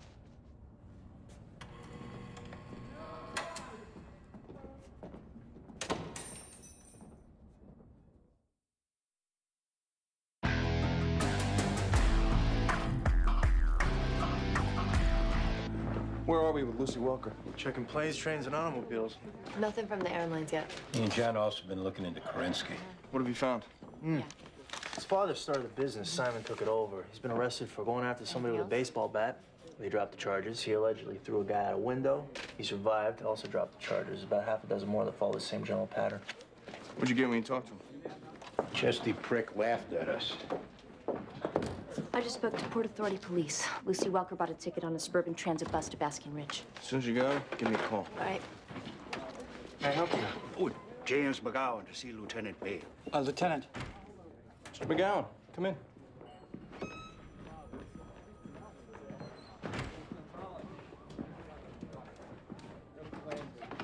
Thanks for stopping by. Ah, I don't believe I've seen you in my bar, Lieutenant. No, you haven't. Well, we serve a liberal glass for New York's finest. And charge full price, I hope. Always. So, if you don't mind my asking, what's this about? Mr. McGowan, we have certain rules in the department. One is that an officer can't be employed by a bar. And? I received an anonymous tip that one of my detectives is working as a bouncer for you. Oh, it's a lie, sir, flat out. Greg Medavoy isn't your bouncer. Greg? No. A customer for sure, but that's all. So he didn't get that black eye working for you? No, we had a bit of a Donnybrook last night, and, you know, Greg mixed in, but that was strictly as a friend. I'd lay money that the guy we had to put out was the one who called.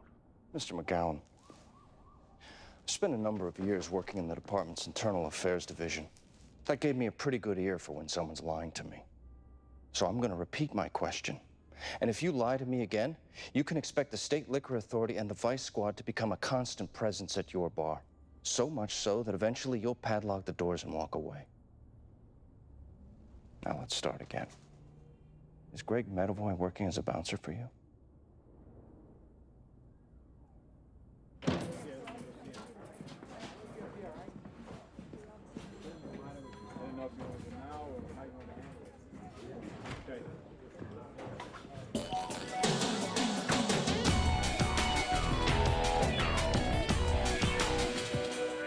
He killed this boy's mother.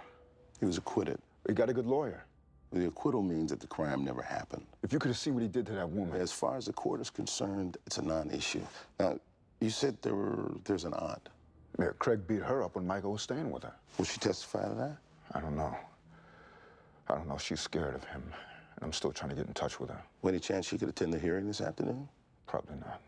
Well, we can't bring up the attack unless there's someone to testify to it. Craig did time in prison. He was arrested for domestic violence. Well, we need someone to testify to his current propensity for violence.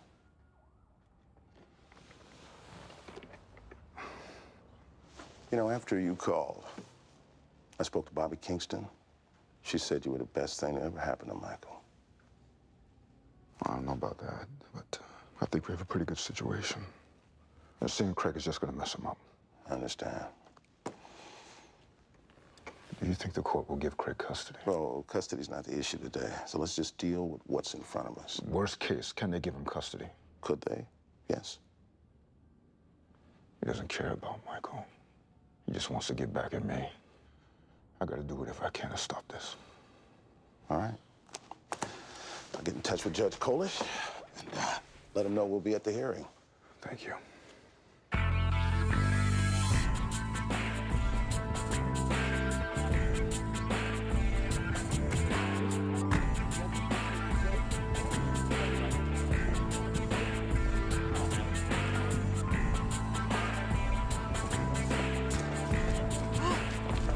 Lucy, stop! Stop, Lucy! Let it go! Let it go! Please help me! Lucy, calm down. Please help me! Hey, let her go. Take it easy. We're police officers. Is she under arrest? Sir, just let us do our job. I want to know, is she under arrest? Hey, asshole, you want to get locked up? For what? Obstruction of governmental administration. You guys got a name for everything, don't you? I'm telling you, keep talking, you're going in. Tell them you couldn't find me. Tell them I was already gone. Lucy, just calm down. Come with us. I really need to see my sister. Right now, you have to come with us.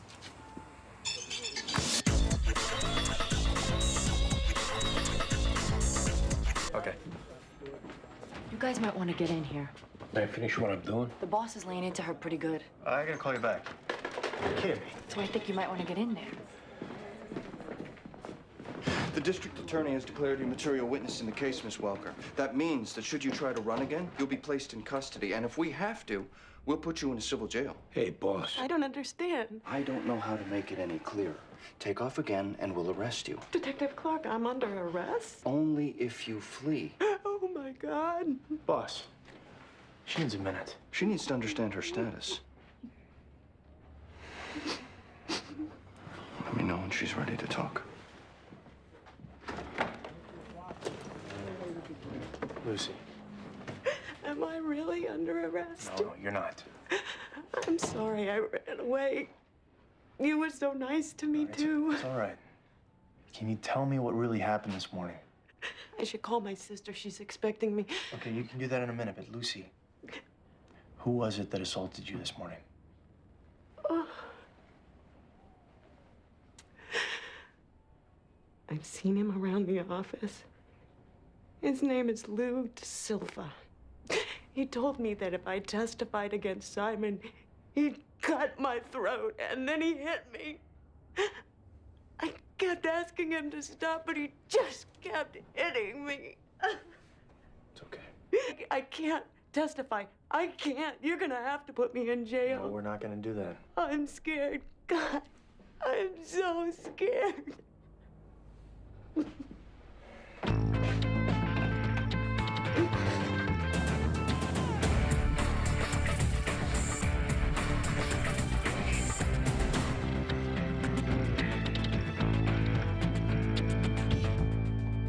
What are you doing, Craig? I'm varnishing this bench. When I'm done, I'm gonna varnish that one. Look, Michael and me, we got a stable situation. The best thing for him would be for you to leave us alone now. I'm hoping that means something to you. I should have come and talked to you man to man about this, but my lawyer didn't think it was a good idea. Tell you the truth, I was a little afraid to see you. That doesn't make it right. You deserve better, my brother. What's really going on here? What are you after? I want to see my son. Okay, so what you gonna tell me you found God? You've been saved? I'm not gonna brag about it, but I'm not the man I used to be. That man lived in a bottle. Wasn't sober 2 days in a row from the age of 13. Hurt a lot of people. I got an answer for what he did, but I ain't him. I've been clean and sober 7 months. Don't live in a bottle anymore. The bottle account for your wife getting beat to death? I didn't do that. Michael says different. Michael's angry at me. He got it right. I don't make everything he says the truth. You see, that's the difference between you and me, Craig. I know Michael's telling the truth. Jones, I'm not trying to come between you and Michael. I just want to be a part of my son's life. It's not gonna happen. I got no fight with you, but there's things I need to do being his father. Hope you can understand that. Jones, I'm grateful for what you've done.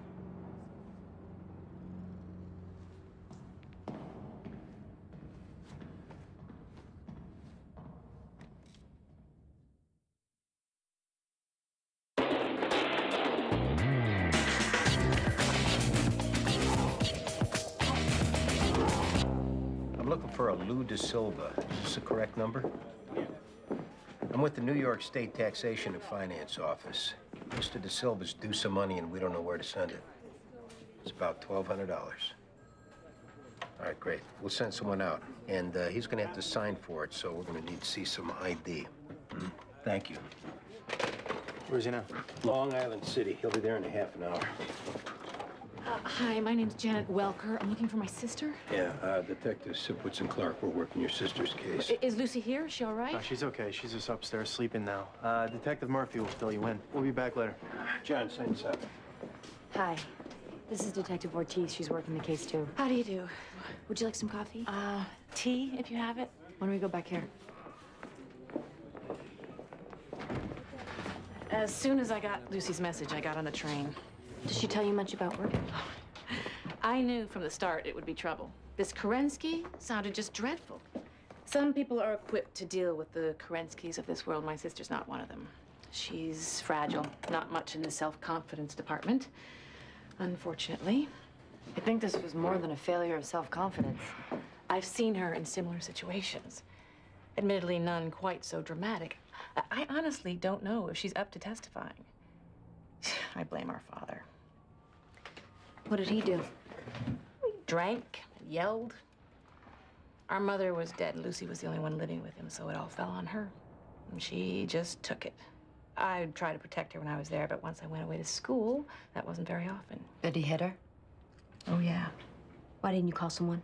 The police? People like us don't do that.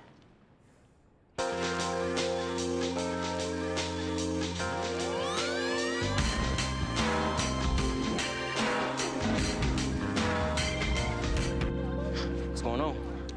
Hey, we gotta head down to family court. What for? Your dad asked for a hearing in front of the judge. Why? He's asking for visitation rights with you. You're kidding. No. Tell the judge I don't want it. That's what matters, right? It's a little more complicated than that, Michael. It's not complicated for me. But because it's your dad, the judge is gonna hear him out. But he's also gonna hear from you, me, and Bobby. My dad's pretty good at persuading people when he wants to. Think the judge is gonna go along with it? I can't say it couldn't happen.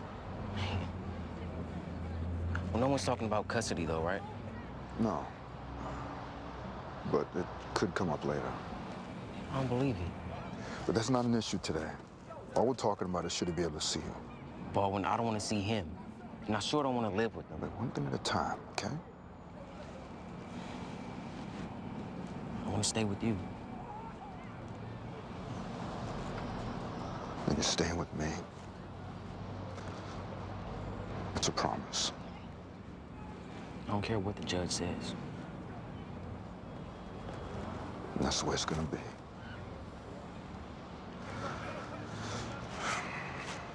Come on, we should get going.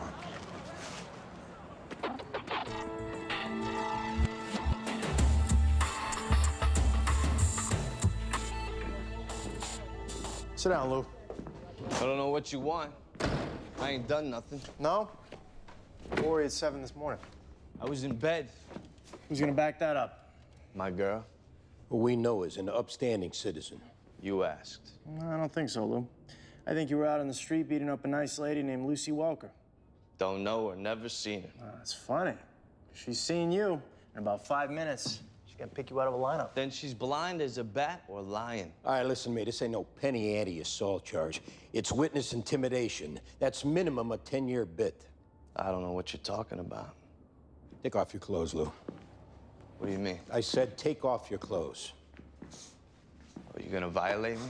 No, no such luck. We're gonna have your clothes tested, because we're betting that you're stupid enough not to have changed them since you beat on that woman. We find her blood on them, you're done.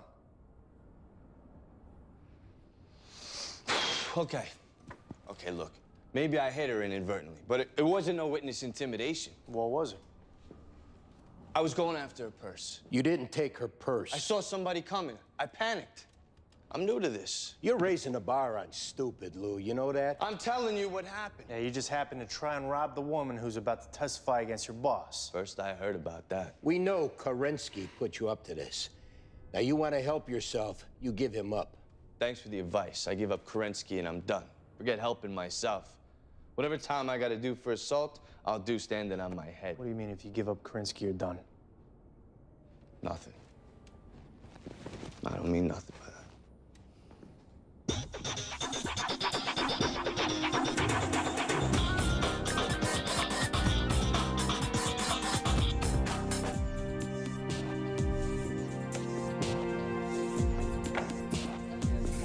Boy. Yes, sir. Come into my office.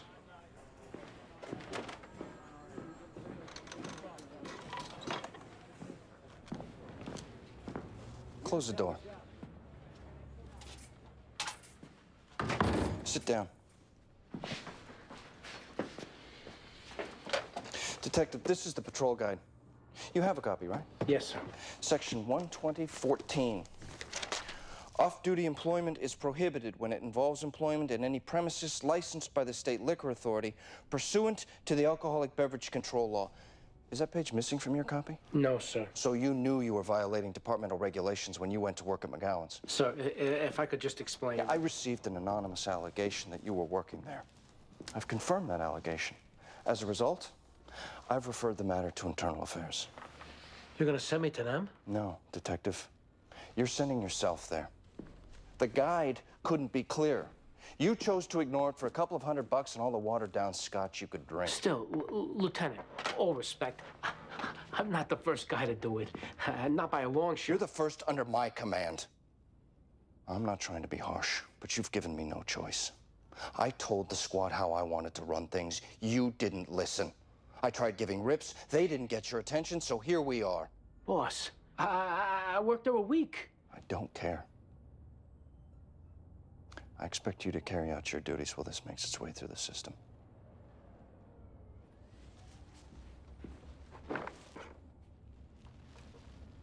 Is there something else, Detective? No, sir. Then we're done.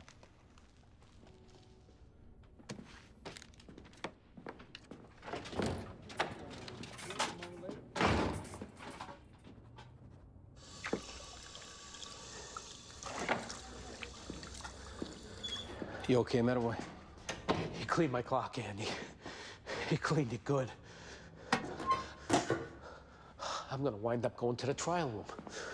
You said that? Look at me, my hands are shaking. They're gonna dump me back to uniform. 55 years old. I'm gonna be on the street again. Why is he doing it? I broke the rule. That's what he said. 1 whole week I worked at that place. He doesn't want me here, Andy. What am I doing here? Meadowboy, listen to me. You're gonna get through this. Yeah? Yeah. End of the day, you're gonna be right back where you started. So what? So a couple of years from now, somebody can come in and find me at my desk with my head in a puddle of cold coffee? Is that what I'm fighting for, Andy?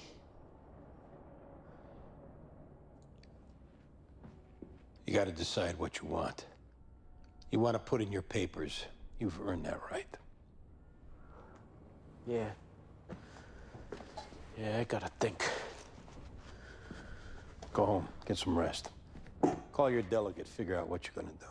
Yeah. Yeah, that's good advice.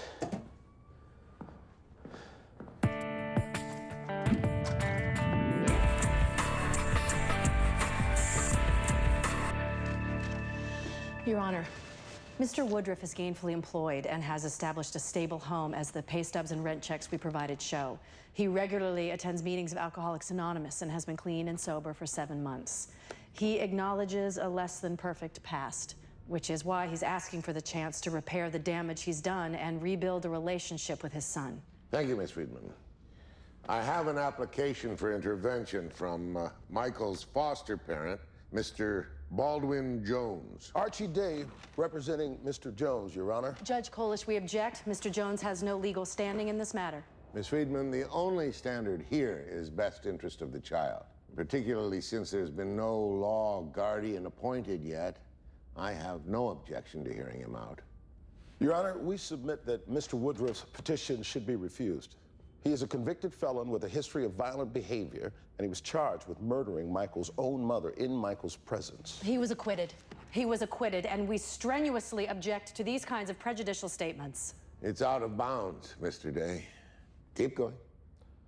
Mr. Woodruff's violent history far outweighs his recent brief and not altogether convincing stint as an upstanding citizen. In addition, Michael has testified against his father in open court. And as his criminal record shows, Mr. Woodruff responds brutally to those who oppose him. Any contact with him would present a grave physical and psychological threat to Michael. Your Honor, Craig Woodruff served his time in prison and met every condition of his parole. Should he be punished for that? That's not what we're saying. Mr. Jones and his attorney, for reasons of their own, may not be convinced, but we have affidavits from those who are, who know Mr. Woodruff, his minister, his employer. Fortunately, we're not deciding custody here. The only question before us is whether Michael should have some minimal contact with his sole surviving parent. Mr. Woodruff has submitted ample evidence of a change in circumstances. Absent evidence of a current propensity to violence on his part, I don't see any grounds to deny the petition. Pending psychological evaluations of the parties, I am granting petitioner 1 supervised visit a week. Thank you, Judge. If I hear you've abused your privilege in any way, that's the end of it. Do we understand each other, sir? I know I got a lot to prove, Judge. I'm grateful for the chance to see my boy.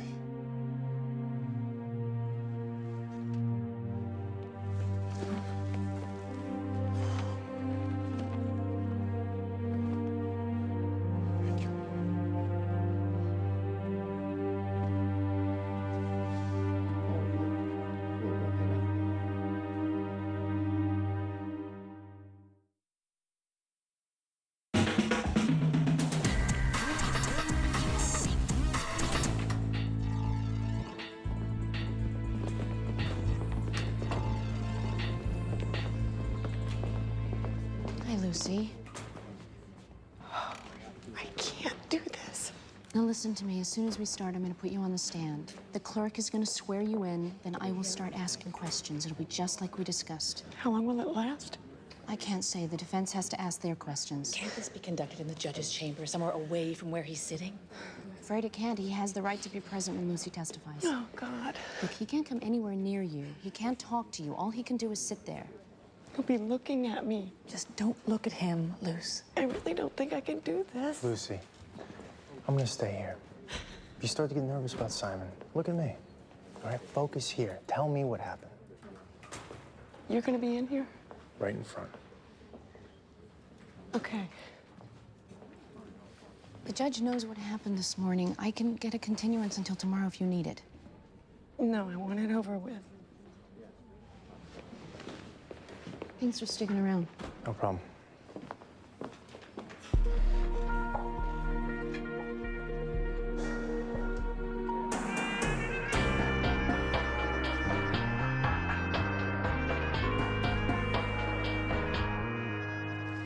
Michael, it's only an hour. A lot can happen in an hour. Well, Bobby will be with you the whole time, all right? Craig does anything out of line, she'll be all over it. You know how tough she can be. Won't be that obvious. It'll be the way he says something, a look. She won't see it. Yeah, then you come tell me and I'll let her know. I don't see why you can't be there. That's not the way the court wants it. And why do they get to say what I got to do with my life? Because they're the court. I'll tell you what, afterwards, we'll go get a pizza and rent a movie. How about that? We go to John's? But if you think you're putting pineapple on a pizza I'm eating, you got nothing coming. That ain't gonna happen. Michael, are you ready? He's not my dad.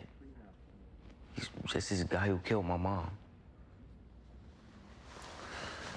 You gotta do this, son.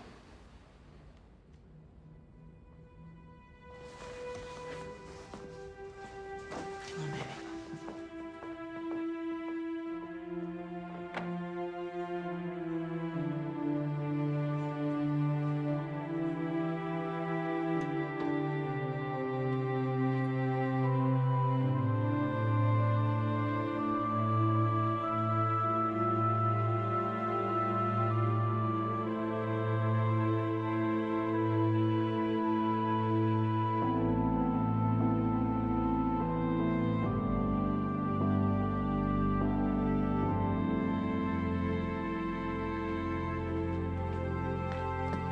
Hey, how'd it go?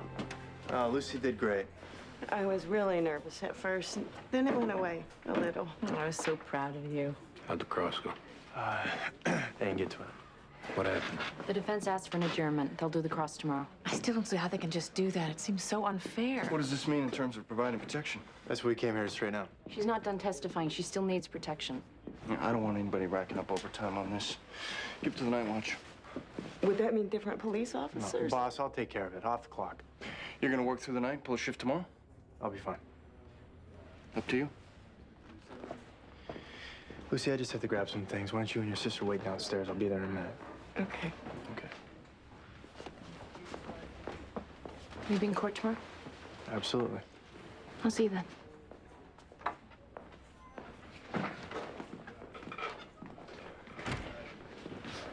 Maybe I'll run over there with you. You don't have to do that. Yeah, just check out her apartment, get her set up for the night. It's on my way home. No, it's not. Sure it is.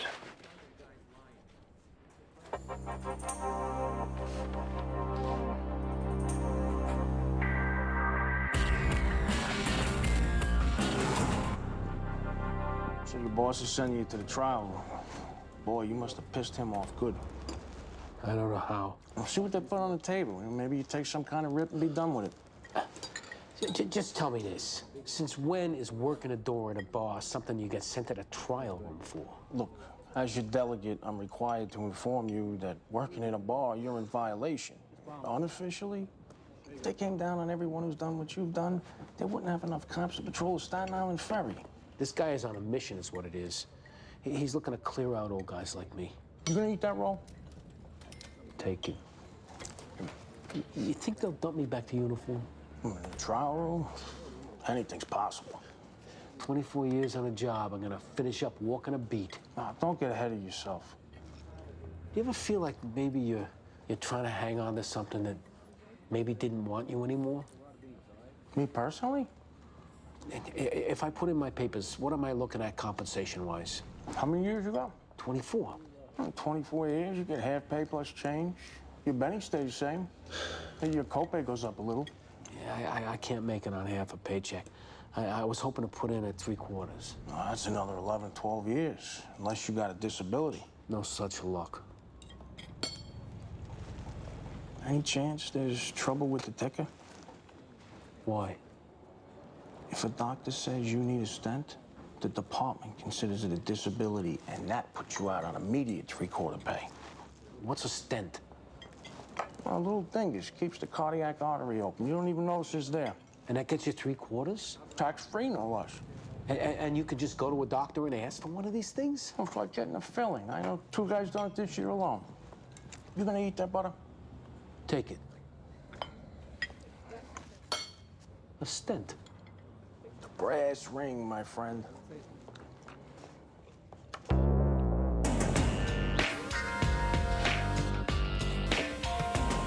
All clear. I keep the curtains drawn, all of them. And if somebody knocks, don't open the door, even if it's somebody you know. No matter what they say. Tell them to try next door. Oh, all right.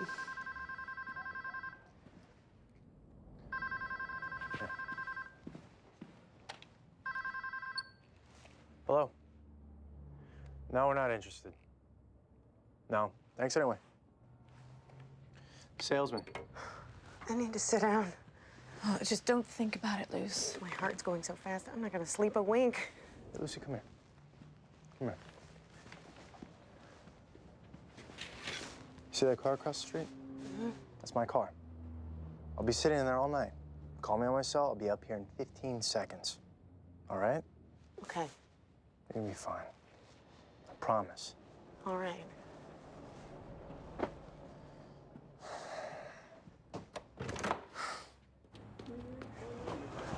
That was a hang-up? I didn't think she needed to know. Whatever payphone it came from, I'll get it dumped. You gonna be okay? Yeah. I can come by, spell you. Oh, I got it. Thanks. Here. There's toothbrush, toothpaste, razor. You'll need them come morning. Yeah, thanks. I figure you probably didn't have any of that in the car. Yeah, you got that right. I don't see you tomorrow, John. Yeah.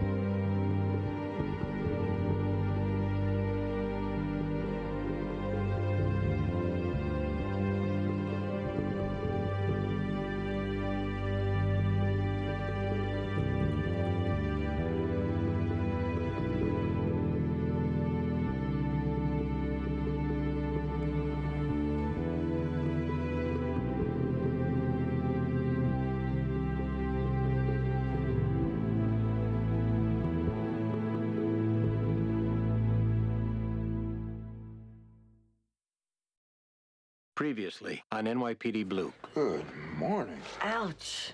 I had a little trouble at McGowan's last night. Lucy Welker says a guy grabbed her, pulled her into the alley, started punching. Do you know him from around the neighborhood? No, I've never seen him before. Lucy Welker is supposed to testify for me this afternoon in a felony murder case. What's the case? It's the Aberdeen warehouse fire. Is that with this Kerensky guy? Right. Torched one of his warehouses for the insurance. Who was it that assaulted you this morning? I've seen him around the office. He told me that if I testified against Simon, he'd cut my throat. Sir, if I could just explain. Yeah, I received an anonymous allegation that you were working at McGowan's. I've confirmed that allegation. As a result, I've referred the matter to Internal Affairs. You're gonna send me to them? Michael's dad has filed a petition with the court. He's requested a hearing to modify the placement order. Wait, Craig killed Michael's mother. He nearly killed his aunt. Now, you can't tell me the courts are going to seriously consider giving Michael back to him. Pending psychological evaluations of the parties, I am granting petitioner 1 supervised visit a week.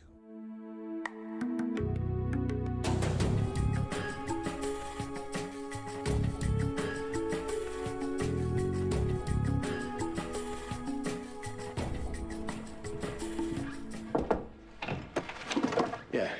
Morning, Andy. Morning. What do you got there? Nothing. You look like the patrol guide. Yeah. What are you looking up? I'm just checking up on something. Yeah? What is it? Maybe I know. I'm studying for the sergeant's exam. You are? Just see how I do. Why? All these guys running around here like they got something on you because they hit the books for a couple of weeks. Figure I'd take a crack at it. Good for you. Yeah. Listen, how you doing with your thing? Yeah, we'll see. You hear from a trustee yet? I'm meeting with him later today. I'll hear him out, weigh my options. Right. You're on your way up, I'm on my way down. You don't know what's gonna happen. Yeah, well, regardless of what happens, I ain't exactly glory-bound. You're a good cop, Medavoy. Nobody can take that away from you. Sergeant Sipowicz. I like that.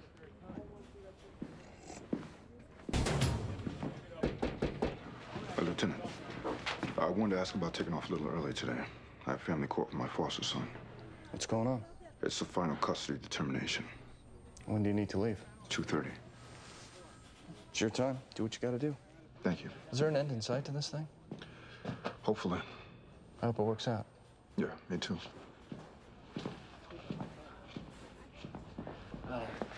Could I speak to you for a second, boss? Come in.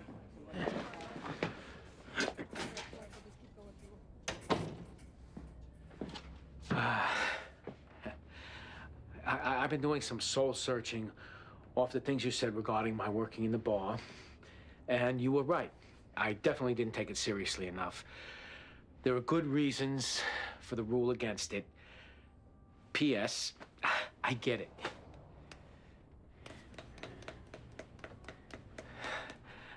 What I'm wondering in light of that is if it's really necessary to stay with this kind of punishment. Unfortunately, it is. I can't afford a 30-day rip, boss. I understand you're gonna feel it, Medavoy. That's the point. I can't fix the prevailing attitudes in this squad if the only kinds of disciplinary measures I impose are the ones that can be comfortably ignored. Lieutenant, my prevailing attitude is fixed. It's already fixed. I'm sorry.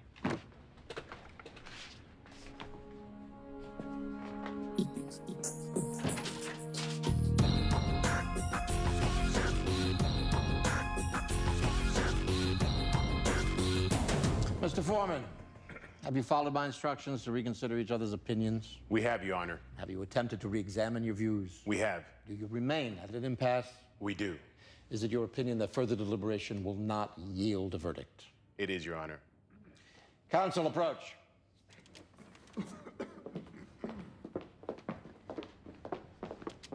Judge, the people believe in the strongest possible terms that the jury should continue deliberating. It's been a week, Counselor. Given the current circumstances, we don't believe that it is a sufficient amount of time to declare a mistrial. Your Honor, I'm curious as to what Ms. Munson's referring to as current circumstances. Well, you could start with the fact that our chief witness was assaulted. There is absolutely no evidence linking my client to this alleged assault, and I resent Ms. Munson's implying anything to the contrary. Is there any reason that this witness wouldn't be able to testify at the second trial? Quite honestly, I don't know how much more she can endure, Your Honor. Well, if it's a matter of endurance, Miss Munson, I think your office, together with the New York City Police Department, should be able to do whatever is necessary to keep her safe and available. Step back. Given what I believe to be the futility of further deliberations, I am indeed declaring a mistrial. Your Honor, at this time, the defense respectfully makes an application for bail to be set. The people oppose. My client has been incarcerated for 6 months. He has roots in the community. Under no definition of the term does he represent a flight risk. Are you making this application based on length of pretrial incarceration? That's correct, Your Honor. Mr. Kerensky's entitled to a speedy trial. He's been denied the companionship of his wife and children just as they've been denied his. The man is on trial for felony murder. His family and his business represent significant roots in the community. He also has significant contacts in Russia and Israel, which clearly make him a flight risk. I'm going to disagree with you there, Ms. Munson. Given the length of these proceedings, I think we're obliged to weigh the impact of continued incarceration pending trial. Defendant's motion for bail is granted. It's set at $1 million. The jury is dismissed with the court's thanks, and we stand adjourned.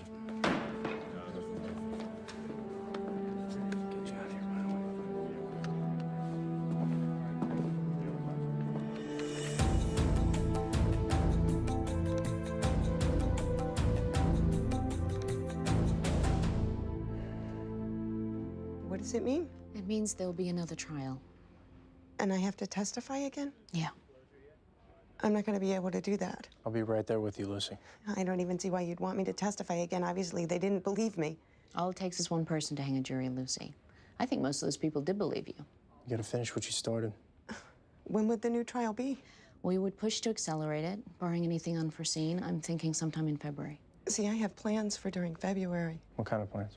I'm going with a group tour to Scotland and Wales.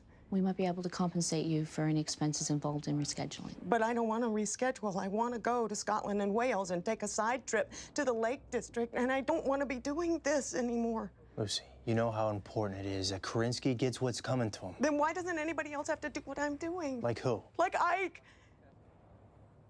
Or anyone. Who's Ike? The brother. I'm not saying that he knew anything. We'll talk to him. He was never anywhere near the warehouse. I'm sure he doesn't know anything.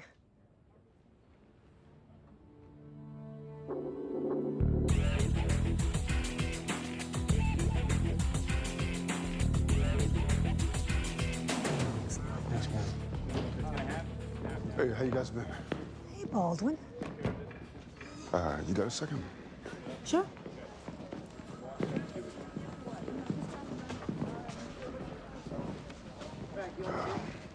You doing buying bus these days? Yeah, why? There's somebody I'd like you to buy into if you could. His name is Craig Woodruff. Hey, player? Well, either he'll be holding or if he thinks he can make a buck, he'll put something together. Well, how come you want us going after him? But he murdered his wife, then beat her at trial. He beat his wife's sister to within an inch of her life. And he drops out for a while, suddenly resurfaces trying to get custody of his son. How do drugs figure into this? All right, I'll level with you. I've been the boy's foster parent. I care about this kid. I realize it'll take time to set this up. Now, we gotta get the guy ID'd, and it's a crapshoot if he's even holding. Well, if he's not, then try him the next day. You're the first guy we do a favor for. But we put the hours in on this, and we gotta be willing to if we want to collar him. Our boss is gonna want to know why. Well, maybe you can manage not to have it take that long. How can we do that? It's more than one way to find drugs in a guy, right? Hey, Baldwin, if you're asking what I think you're asking, we can't do it. I don't want you to do anything you're uncomfortable with. Yeah, we can't do it, man. Yeah, no, don't worry about it.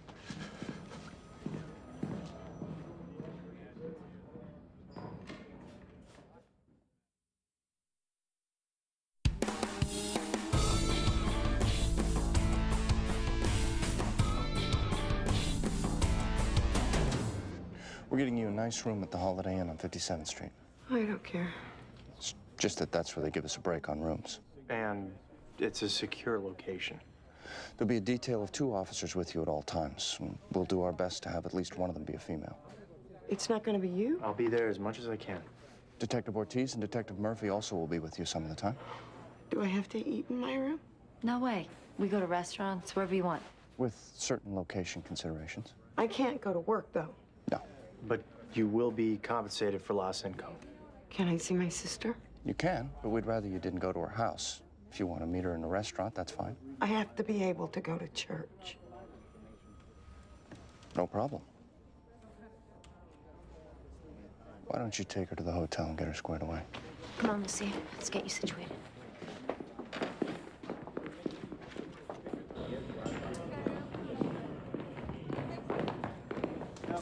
Hey. Fancy meeting you here. Hi, Ike. Going this way. Come on. Hey, promise me you wait for me. I'll be out in 10 years. I'm not feeling very well. Sit down for a second. Andy, I'll be right there. My pressure's been high lately. Okay, just relax. I feel like it's something to do with my heart. You want to go to the emergency room? No, but maybe I could go see my doctor. Sure. Why don't we call ahead and let him know we're coming? Is it possible for Detective Clark to take me? I'm sorry, I don't want to be a baby about it. Just for now, if it could be Detective Clark. No, sure. Just tell Andy to go ahead without me, and I'll call from the doctors. Let the boss know what's going on. Come on. Want me to bring a car around?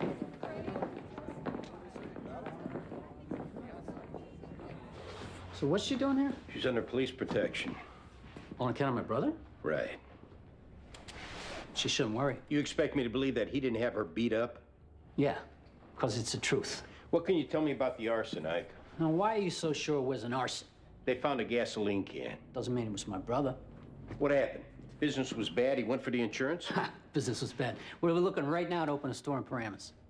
We know he was in trouble with the IRS. We know that he stiffed at least 2 of the wholesalers he deals with. Well, those were disputes over merchandise, period. He did it before, Ike. Nah, never. He's got a history of using force to intimidate people.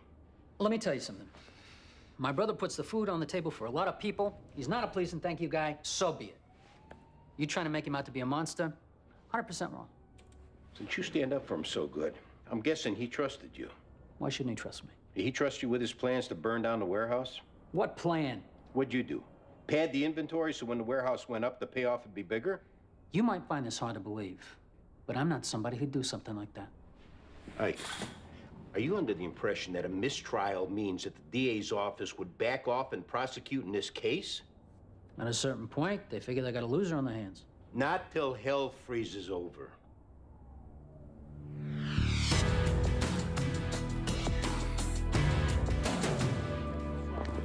Thank you for taking me. Sure. Lucy, let's go back inside. What's wrong? I have to make a phone call.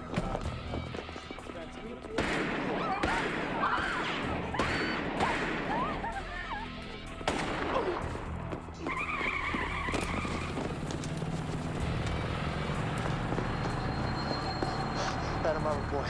Adam Robert boy. Adam Robert boy. Adam Robert boy. 15 squad to Central K. Shots fired. Perp down. Second perp fled in an older white two-door Cadillac. Partial New York registration. Adam Robert boy. Put a rush on a bus at 2nd Avenue and 10. 10-450 squad. Lucy, you're okay.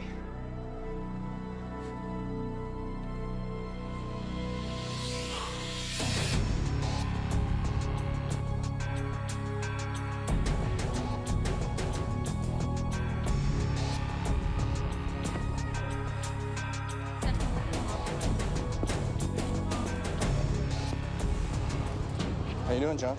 I'm okay. What happened? Guy came towards us firing. I fired back. What about the driver? John got a partial plate. There's an alarm going out citywide every half hour. I have the auto squad running. Good. DOA's got no ID. What was he carrying? 9mm. Serial number's filed down. Maybe the lab will bring it in after ballistics is done. You have to see psych services. Not that it wasn't justified, it's just that I want you giving it its due. Can I do it tomorrow? I'm fine, honest. First thing tomorrow. Yeah, I promise. It's good work, detective. You sure you're okay? Fine. Here's your window. Just give me a minute.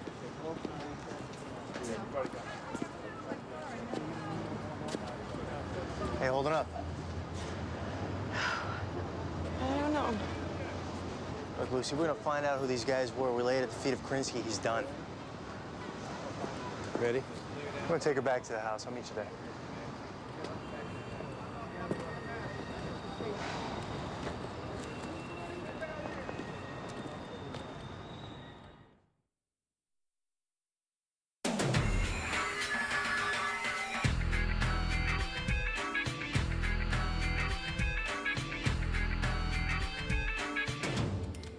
this guy knows what he's talking about, all right? He's a trustee. He's been in and out of trial rooms. How many years is it, Rick? More than I like to be reminded of. Tell him what you told me. Take the rip. Just like that. Just like that. I don't see me deserving a 30-day rep. Nobody's saying that you do. Is that with the almond paste? Then I don't understand why I have to take it. Rick. You take it because if you go to the trial room, you run the risk it's going to be a lot worse than the 30 days. Rick. What? Is that with the almond paste underneath the fruit? Like worse how?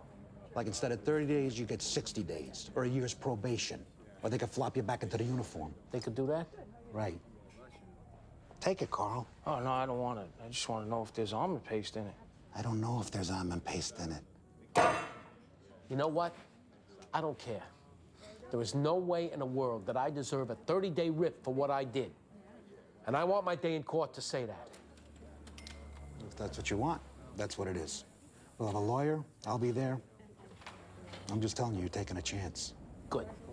I'll take the chance.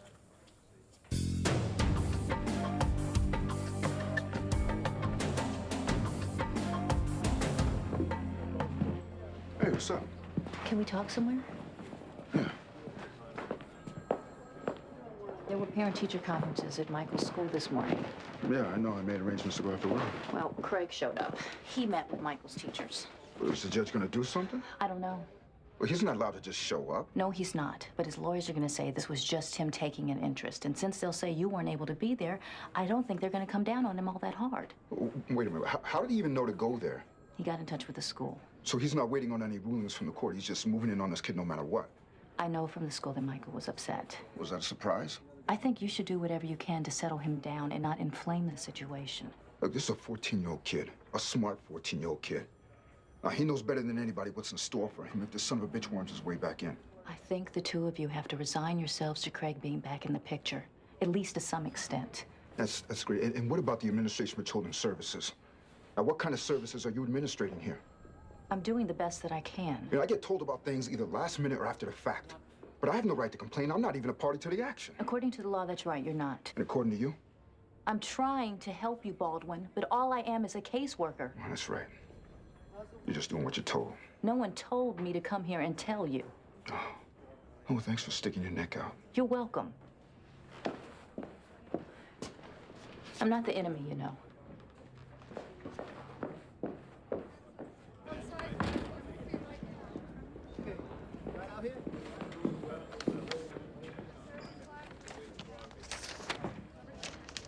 Sipowicz, can I talk to you a second? Yeah, what's going on?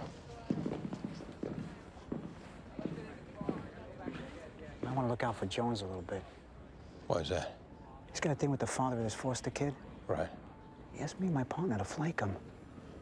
He said that? That was the general idea. You sure that's what he meant, though? I've been in narcotics 9 years. I know when I'm being asked to make a guy dirty. Let me talk to him. I'm not looking to hurt him. I mean, whatever he's going through, he's the right guy. Thanks for coming to me. We're just worried. I mean, he keeps going with this. He's gonna get himself jammed up. No, I'll straighten him out. And we never had this conversation? Right.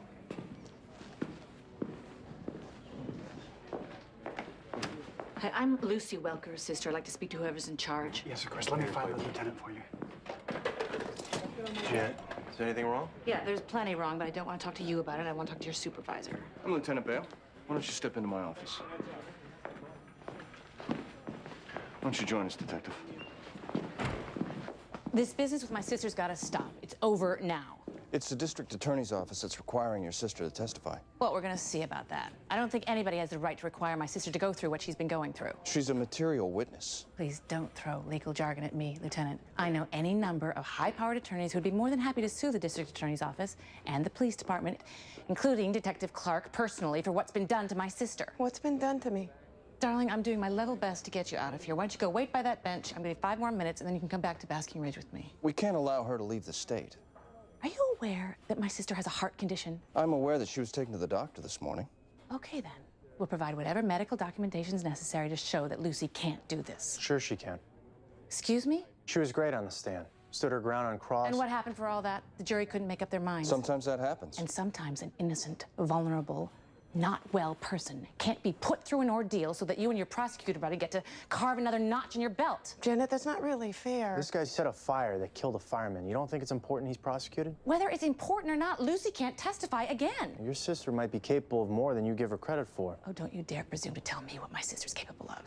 You very nearly got her killed this morning. Stop it! Darling, I don't want you getting yourself worked up. He saved my life this morning, and I will not have you speak to him like that. I'm sorry. Perhaps you'd prefer I didn't involve myself. Yes, I would. Fine. I guess you prefer the company of policemen to that of your sister. Janet. In any event, you're here with them. I'm sure you'll be perfectly safe. Why don't you take a few minutes? Don't be mad at her. No, she's worried about you. I understand that. It's just that it's all on me. I know you're there, and I know Miss Munson's there, but sitting up there on that witness stand, I feel like it's just me. Lucy, let's get a coffee. Come on.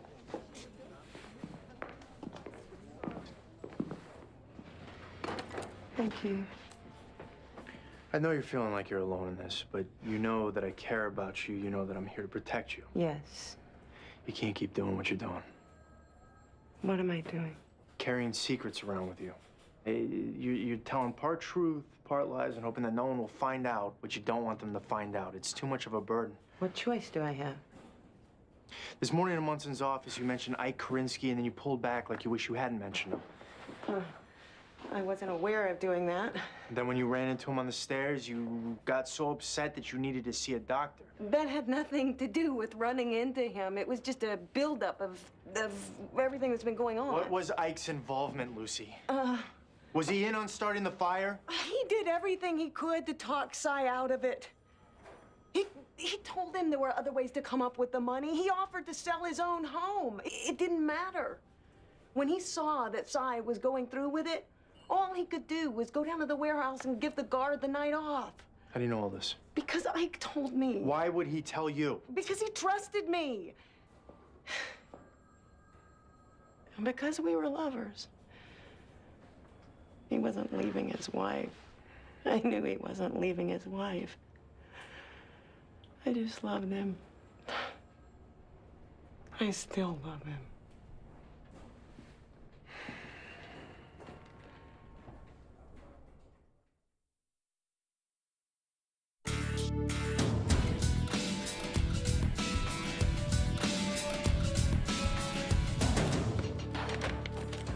The auto squad ran the combinations for that white Cadillac. They got 6 hits. It's our lucky day. Only one of them's in the city. Where are we going? Maxine Sarasulo out in Rego Park. Let the boss know we had to go out. We'll brief him when we get back. I'll let him know. Thanks. This way.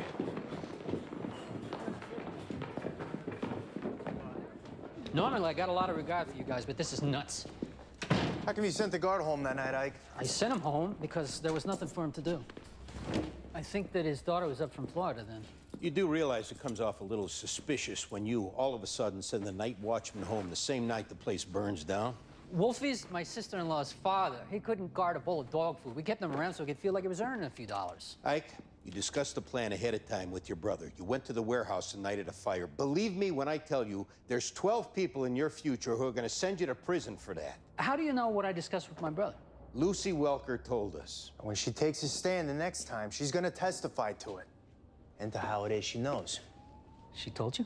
You should hang your head in shame that you let a scared-to-death woman that you supposedly care for put her life on the line because she's the only one willing to stand up against your scumbag brother. I can't believe she told you. She stood the beating without saying anything. But getting shot at was a little more than she could handle. What, do you think I wanted that? Doesn't matter what you wanted. You did it to her. You and your brother did it big time to that fireman. And you're going down for both of them. If you knew what I was going through. That is nothing compared to what you're about to go through. You're going to prison, Ike. You're going to be tried as a co-conspirator. You will be convicted. And your kids are going to grow up seeing you every month behind plexiglass. Unless you tell us the truth.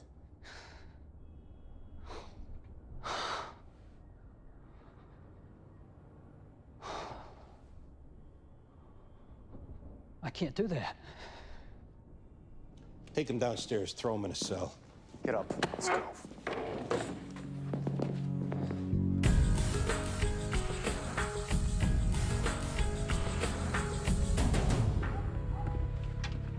What's your boyfriend's name, Miss Sarasulo? Jeff Iaccanis. Why, what'd he do now? When's the last time you saw him? This morning? Did he say what he was doing today? Yeah. He said he was going to pick up some samples, like clothing samples, and he was taking them over to this guy who sells them at the flea market on 6th Avenue on the weekends. That's why he needed the car, and I had to take a bus to work. You know if he was meeting anybody? I know he was going by Butchie's, because he asked me for something to bring over there. What did he ask you for? What's this about? We're just trying to gather information on what your boyfriend and Butchie might have been doing today. He asked me for some pills to bring Butchie's girlfriend. Do you know where we can find Butchie? Not sure. Oh, we hate to have to tell you this, but your boyfriend was killed today. Great. You want to take a few minutes to compose yourself, feel free. How did it happen? He was in the midst of committing a crime, and he was killed by a police officer. Asshole. You think Butchie was with him when this happened? Of course. Well, you should know that Butchie drove off and left him to die in the street. Butchie was driving my car? Right. Son of a bitch. Jeff told me it was only him who was going to be driving my car. I don't let Butchie drive my car. I mean, no matter what, I don't let Butchie drive my car. We need to find Butchie. First block of Yellowstone Boulevard off of the expressway, there's a 2-family house with a pink and white awning. Butchie's around the back on the right. And there better be no damage to that Cadillac car, or you can tell Butchie he's gonna make good on it. I don't care if he's in prison or not. We'll definitely tell him. Some stupid idiot I picked for a boyfriend, huh?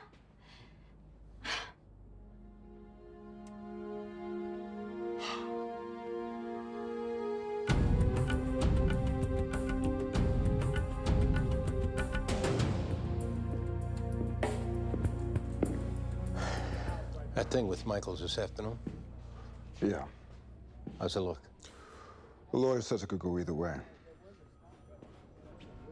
I had a conversation with Gary Moretti. Yeah? You don't want to do this. I don't know what you're talking about. You worked hard to build the kind of reputation you got. One bonehead move like this and it's gone. You'd do anything for your kid, right? Michael's my kid. Let this play itself out, Baldwin. What does that mean? What, trust the system? This guy kills his wife and gets away with it. He snows the judge into granting him supervised visitation. Now he's bucking for full custody. I'm not saying to sit back and do nothing. I don't know, which he actually might get. Because the judge could find that being with his murdering dope fiend of a father is somehow in Michael's best interest. Or that might not be what happens. I gave Michael my word he wouldn't go back to his father. I made a promise. You also made a promise to stay in his life. You get yourself locked up or fired off the job, they're taking him away from you no matter what. Yeah, and putting him with another foster parent. The point being, he's not with you. No, the point being, they put him back with his father. He winds up dead.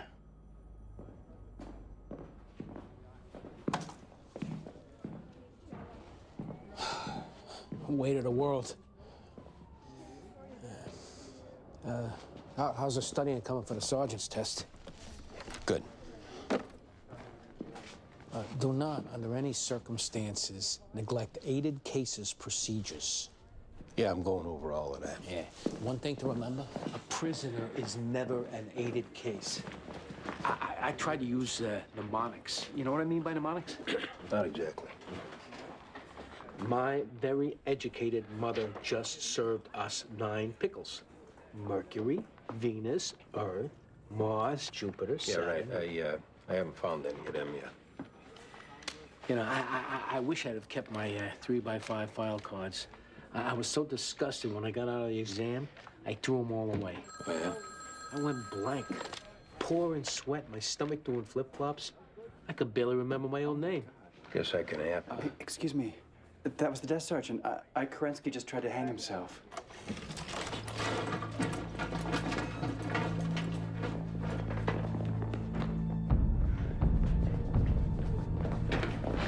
He's still breathing. What are you doing with his shirt? I took his belt, I took his shoelaces. When's the last time you looked in on him? 10 minutes ago, he was fine. He asked about getting something to eat. I want a cop riding over in the ambulance with him. You gonna make it? I don't know. All right, let the gurney through. Coming through, people.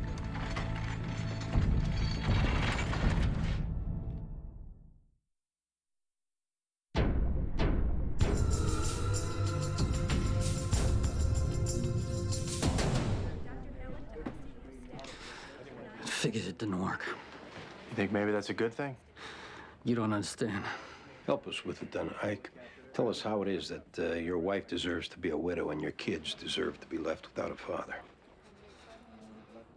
They're better off without me. They don't think so. Now they don't think so. Let them see the mess I'm in. The kind of person that I am. They'll only wish I'd done it sooner. You're wrong. You're young still. Believe me, you don't always do people a favor by staying alive. My father killed himself, Ike. He had all kinds of problems. He made all kinds of mess. Never once did I think I was better off. I'm sorry you're having to go through that. And I didn't know your father. But I know that in my community, the lowest thing that you can do is turn on your family, on your brother. How can I face him? How can you face the woman that your brother tried to kill? I can't. Maybe you've been given another chance, so you can.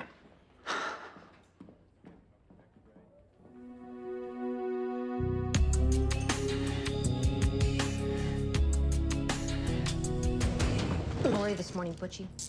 Let me think a second, because I want to get this right. This morning, I had coffee with my girlfriend. My fiancée, actually. Then I went into the city. How'd you get there? F train on Continental Avenue. Well, we have information that you and another individual were seen in a car at some point this morning. Well, I might have driven over to Continental Avenue. Who's this individual, Butchie? He's a friend of mine. Where is he now? I don't know. We think maybe you do know, Butchie. No, I don't. Would you like us to take you to where he is now and show him to you? I was getting a ride into the city, is all I was doing. And along the way, he decided to stop off and kill somebody, so he asked you to drive? You shouldn't have too tough of a time getting a jury to buy that. But you guys think I'm a hitman? The kind of crimes I do, I grab a handful of fake Rolexes off some Winks table on Canal Street, and I sell them for $15 a piece. Well, then congratulations. You've just broken into the big leagues. What you're looking at is conspiracy to commit murder and attempted murder on a police officer. That'll send you away for 25 years minimum. On the other hand, it'll look a lot more impressive in prison than grabbing a handful of fake Rolexes. Wait a minute, I didn't shoot the gun. I didn't touch the gun. All I did was drive. For a murder conspiracy, driving's enough. Who's Jeff working for, Butchie? Oh, right. Right, so now I tell you that, I'm dead. Tell us what happened, you'll be provided with protection. Oh, like that lady was provided with protection. That woman's alive and unharmed.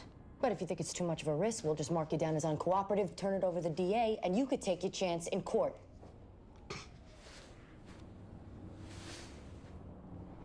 He was working for this guy, Kerensky.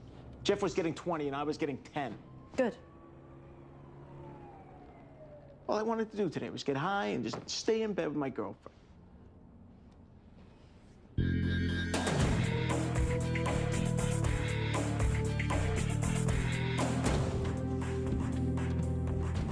You're late, Detective.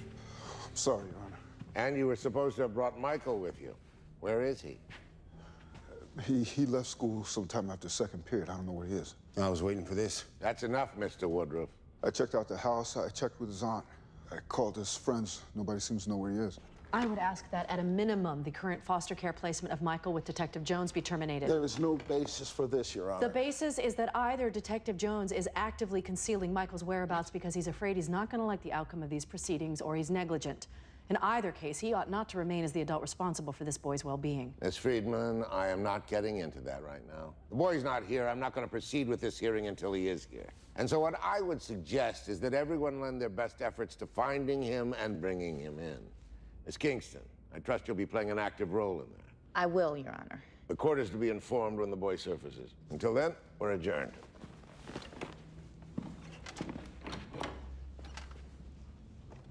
Why is it you guys are all about abiding by the law, respecting the law until it looks like it's going against you? I don't want to get into this with you, Craig. No, I bet you don't. Can't be all that easy to look a boy's father in the face and tell him that you made off with his son. Come on, Craig. This isn't the place to do this. I don't think of you as a father. I know you don't, but that's what I am. It doesn't matter whether you think of me that way or not. I am Michael's father. I am. Not you, me. We need to stop this now. Bring him back, you hear me? Bring him back, or I'm gonna forget that I'm a Christian man, that I abide by the law, and I'm gonna come after you. You need to control your client, Miss Friedman. Craig, it's enough now. Whatever happens to me, I'm gonna come after you.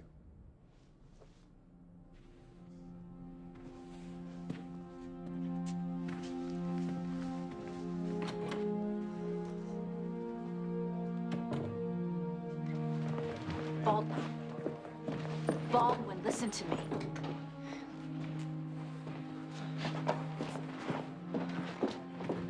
I can protect you if you have him, but you have to put him in a cab and send him over to my office. Look, I don't have him. I don't have time to convince you and tell you the truth, and I don't care whether you believe me or not. He ran away. I don't know where he is.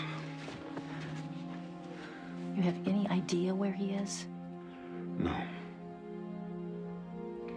You have my cell phone number. Will you call me as soon as you know something? Yeah. Well, let me go back in there and try to talk to them. Robin. I'm sorry about this morning. Okay. Go find him.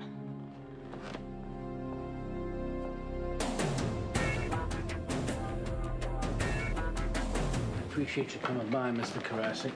You made the decision to go to trial? I did. Then you're entitled to competent representation, which, that would be me. Yeah. They said you were good. People think you gotta go with outside counsel to have a chance. That's baloney. I hold my own against any of those guys. Good. And then some. Well, obviously it's not an issue whether or not I was working at the bar. Concede nothing. No, I'm just saying that they can prove it. I mean, there's no question but that they can prove it. Right. Yeah, so then, what do we do? We keep it short and sweet. They'll have your record in front of them. They'll be made aware by me of the disproportionate nature of the suggested punishment. I enjoy a good relationship with most of the trial commissioners. Hopefully, the one we get won't be fresh out of human kindness when he rules. Yeah. And, you don't think it's a bad idea going to trial? I think it's a terrible idea. But that's what you want to do, so that's what we're doing.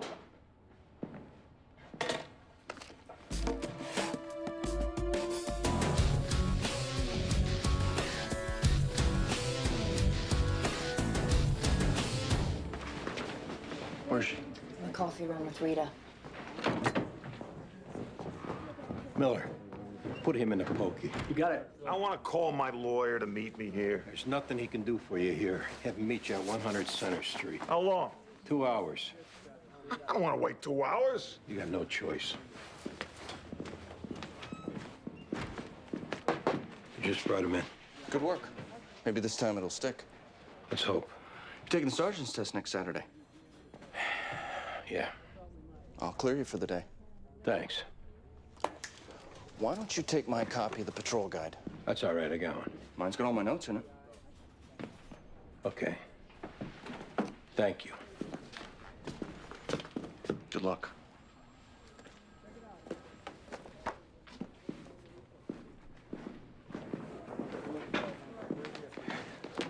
Detective. Is he here? He's in the pokey. Where's Lucy? This way.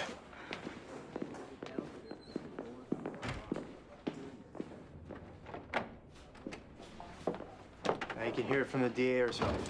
You're testifying, Ike's testifying, the guy who drove the car this morning is testifying. Safety in numbers, maybe. Can't make all three of you disappear. Simon Kerensky will die in prison, Lucy.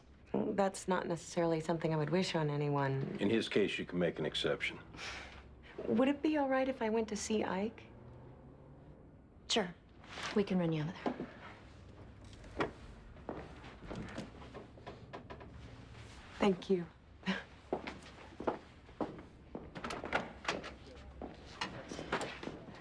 We should go start the paperwork. Can I have him for 1 second? I'll go start the paperwork. Whatever I thought about you going into this case, I just want to say thank you for everything you did. And whatever you thought about me, you were absolutely right to think. This is one I don't want to lose. As opposed to ones where you don't mind. You're right. I don't like to lose any of them. It's good working with you. It was good working with you.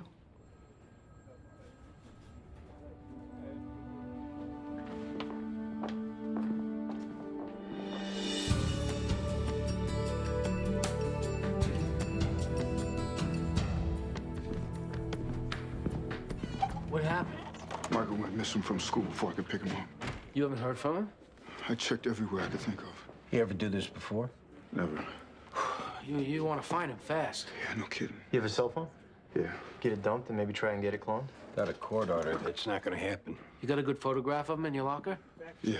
Should I make up some flyers? Right, and get him out to patrol. We can put a FETN message out to all commands. Also, give us a list of places he hangs out at. All right, I'll go get the photograph. You tell the boss. Right.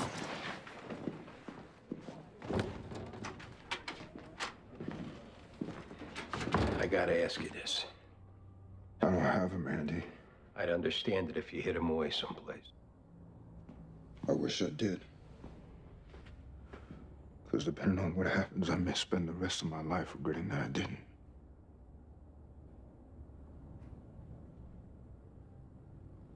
I'll check with Port Authority, please. Thanks. He'll turn up. Yeah.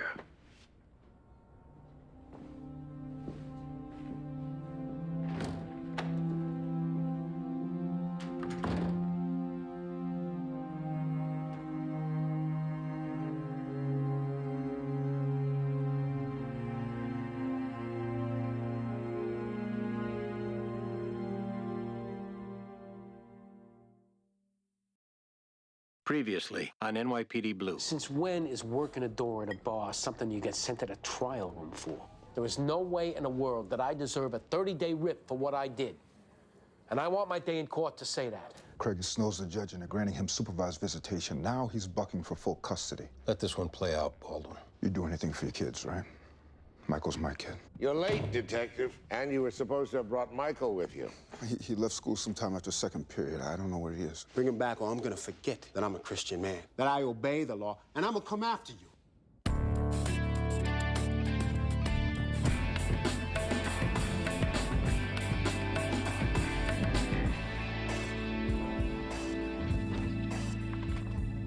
What's doing, Andy?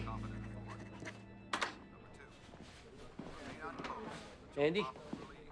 What? Oh, those the study tapes for the sergeant's test? Yeah. How's it going? What? How's it going? It's going good. Yeah, I got the trial starting. I know. Hey, what'll be will be, right? Hey, any word on Michael? No. I got the trial starting today. I know. Well, I figure worst thing that can happen, they flop me back to uniform. Well, you take it up on appeal, that happens. Yeah, well, if that happens, that's it. Yeah. Job does that to me, I'm done.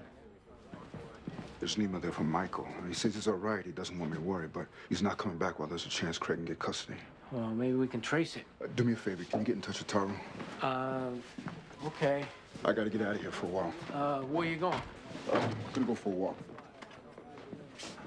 Hey. Hey. We got a report of a possible molestation from an elementary school. Ortiz, you and Murphy respond.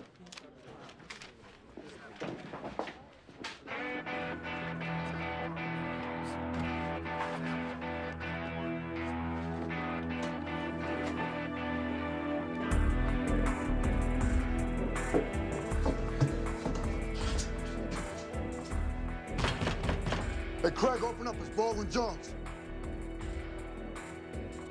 Craig! Either open the door, I'm gonna break it down.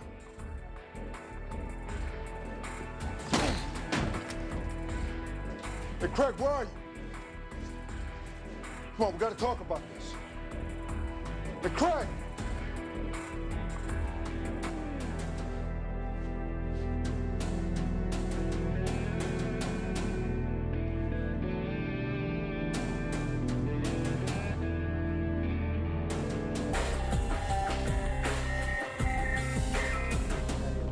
Came in, he was dead on the floor.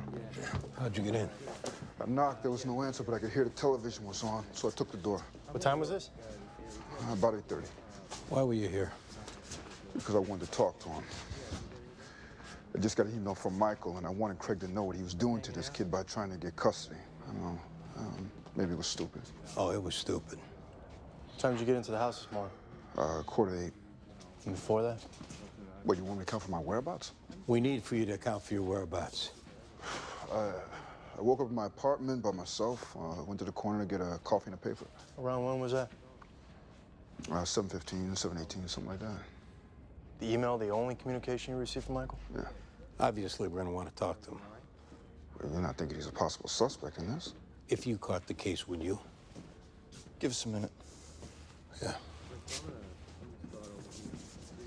You understand I have to place you on modified duty. Well, I guess as long as I'm gonna be a suspect, you have no choice. You made yourself a suspect. Hey, boss, what this guy did warranted a visit. I thought that's what you were paying a lawyer for. Well, I didn't feel like I could leave it to the lawyer. How many guns you got listed on your 10 card? 3. Where are they? One's here, one's in my locker, one's at home. Yeah. Go home, get the one you got there, vouch for the 3 of them with the desk sergeant.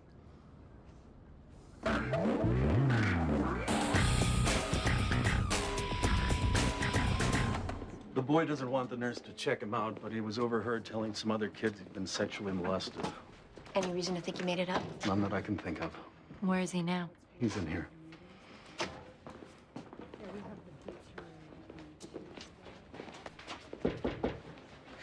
How you doing, Eddie? Okay. I'm Detective Ortiz. This is Detective Murphy. He said what happened already. It would be good if you could tell us, though. I was walking to school. Guy pulled up in a van. He said he had DVDs for $5. I said, which ones? He said Dodgeball, Shrek 2, and Kill Bill. I said, let's see them. He said he'd show them to me if I got in. So I got in. What happened then? He drove to under the bridge. Said didn't want to take him out where people were around. Then he got all weird. So I jumped down and walked back to school. That's it. What do you mean he got all weird? Just said some weird stuff. We need you to tell us what he said, Eddie. It's no big deal. Oh, we kind of need to put it in our report. You have to write reports? Yeah. We gotta write reports. He said if I gave him my underwear, give me any 3 DVDs I wanted. What'd you say to him? No way. Did he touch you or try to get you to touch him? Eddie? Yeah. Where? On my butt. And in the front. Did he make you do anything? He tried to. I made like I was having an asthma attack. He got scared and kicked me out. Do you remember anything about him?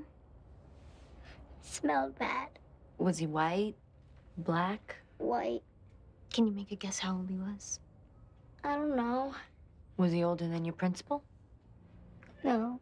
Was he older than us? I don't know. How about his hair? Do you remember what color his hair was? He had a beanie on. Do you remember anything about the van? It was brown. Was it Ford or Chevy? I don't know. Okay. I know the license plate number, though. You remember it? VMQ 412. You sure of that? I wrote it down in my notebook so I wouldn't forget.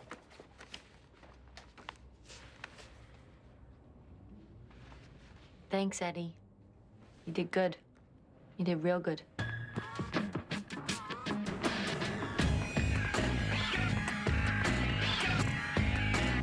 Just the facts, Greg. These guys don't want to hear a lot of elaborate explanations. I'll take you through the sequence of events. We'll minimize the best we can, and that's it. Don't embellish.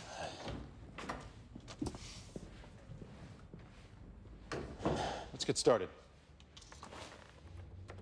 How many years you been on the job, Detective? 24 this April. Ever have any disciplinary action taken against you? No, Civilian complaints? none. Would you describe to the trial commissioner what you were doing at McGowan's bar? I was helping out on the door. How long did you work there? A little more than a week. No further questions. You said you've been on the job 24 years, Detective? That's correct. You have an opportunity during that time to acquaint yourself with the departmental regulations against members of the service working in a licensed establishment? Not every regulation's given equal weight, Sergeant. Did you know it was against regulations, Detective, yes or no? Yes, sir. I assume you knew McGowan's was a licensed establishment. I knew that, too. No further questions. Could I say something, Mr. Commissioner? Think whether this is something best said by your attorney. No, I'd rather say it myself. My whole time on the job, I never took money. Never looked the other way to get something for nothing. Never did a wrong thing. Are you expecting the combat cross for that? No, Commissioner. I'm just trying to put what I did in perspective. My daughter came to me to help her buy a house. She doesn't feel safe where she is, and she wants to move to Long Island. She picked out your basic starter house, 2 bedrooms, 1.5 baths. and she needed me to help her. So that's all I was trying to do. And I thought maybe you should know that.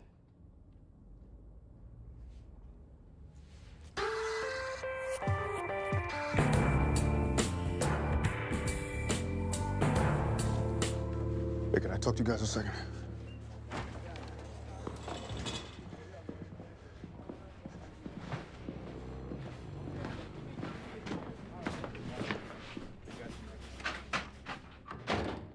I went home to get the other gun. It wasn't there.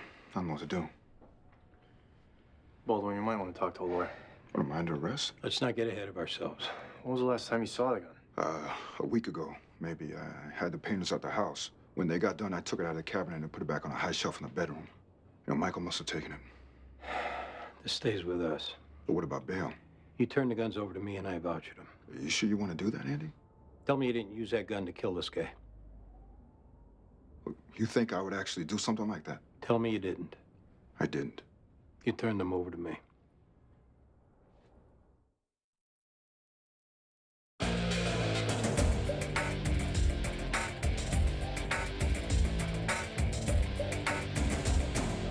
So when did Craig move in? 6 months ago. Did you notice anything about the kind of people he associated with? I don't see no people. What about neighbors? I know he was friend with a woman, but I keep my nose out, so I don't know. You see something between them, Mr. Kosovic? He's in 3F. I got a call from Penny in his room, and in 2F, there is water coming in from the ceiling. So I go to his apartment to see where it's coming from. And she's there. Who is she? 3H. Is she home now, do you know? Husband at work, she home all day. Thanks. So did you know Craig Woodruff? Just to say hello. Were you ever in his apartment? No. And he was never in yours? Oh, no, never. We talked to someone who said they might have seen you in his apartment at some point. I don't know why they would say that. It's very important, Mrs. Barker, that you tell us the truth. Well, I understand that.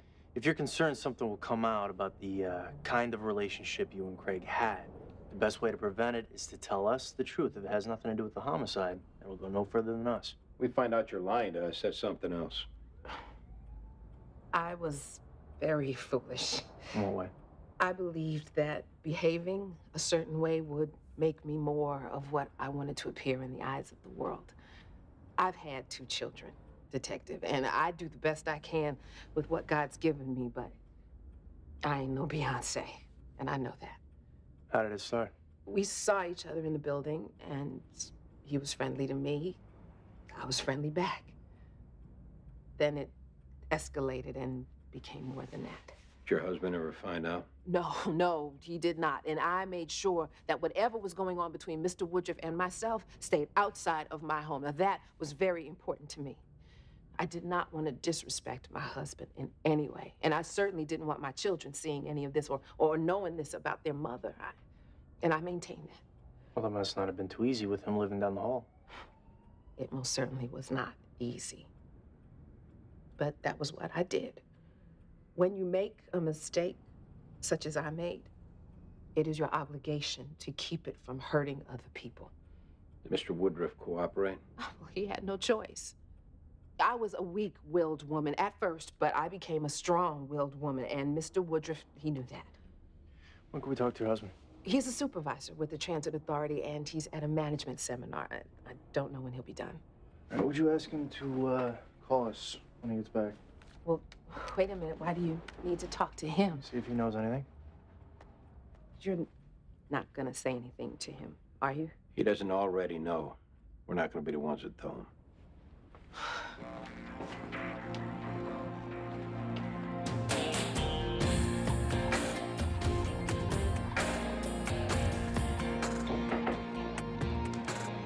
This is Gerard Donnelly.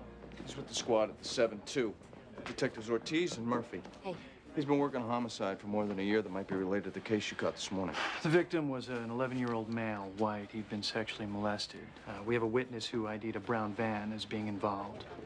Ours just came back as being registered to a church on 11th Street. Yeah, you're welcome to ride along. Thanks, Lieutenant. You got it.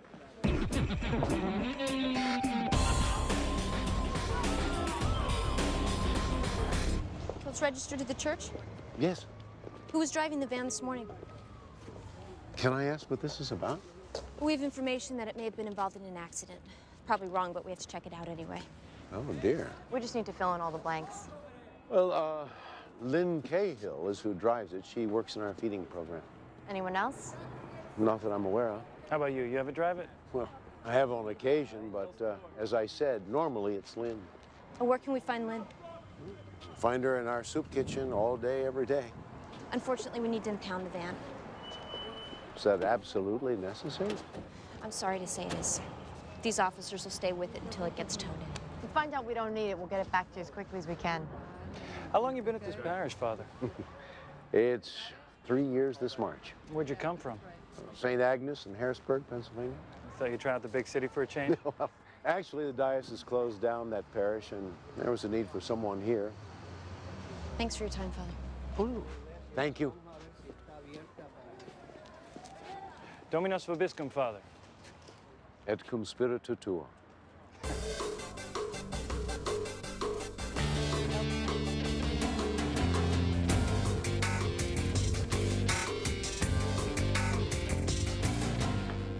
This is Tammy Carlisle, Michael's aunt. I know Tammy. Detective? Why don't we go back here and talk? John Clark. Tammy Carlisle. How'd it go down there? I said what I have to say, and they'll call me when the trial commissioner has a decision. We gotta go do this. He wants to cut me a break, he will. That's all.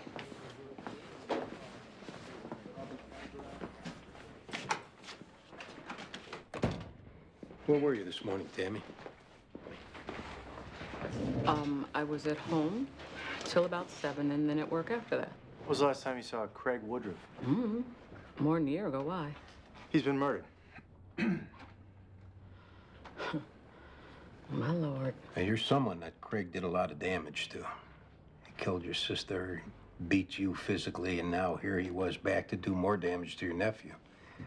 Are you suggesting that I killed him? If you did, Tammy, the only way we can help you is if we know about it. I did not. You own a gun? Tammy.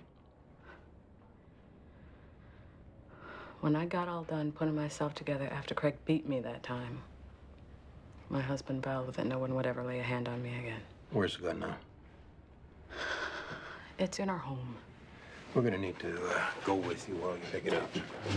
Are we gonna be arrested? We need to do some tests to determine whether or not it's a murder weapon. But it's an illegal gun. We're in possession of an illegal gun. Will we be arrested for that? Let's take things one step at a time.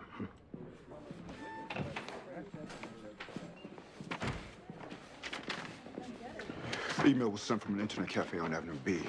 He used the account of a friend of his. Contact the friend? Yeah, I got him and his parents coming in. May I speak to Detective Jones, please? Sure. What'd Michael say in the email? Just that he was all right and he didn't want me to worry. You think he killed Craig? I don't know, Tammy. He'd have had more reason than anybody. Yeah, that's true. Between me and you, I hope to God you got him someplace safe.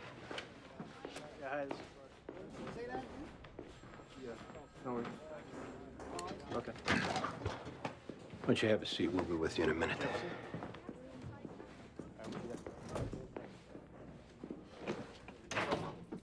How's it looking? Too soon to tell. The aunt? Still checking, not likely. What about Jones? No way it's him. How much of that's not wanting it to be him? Boss, I know the guy 5 years. This isn't something he'd do. You vouch for the guns? Yeah. Find another suspect, Sipowicz, or we're gonna have to start looking at Jones hard.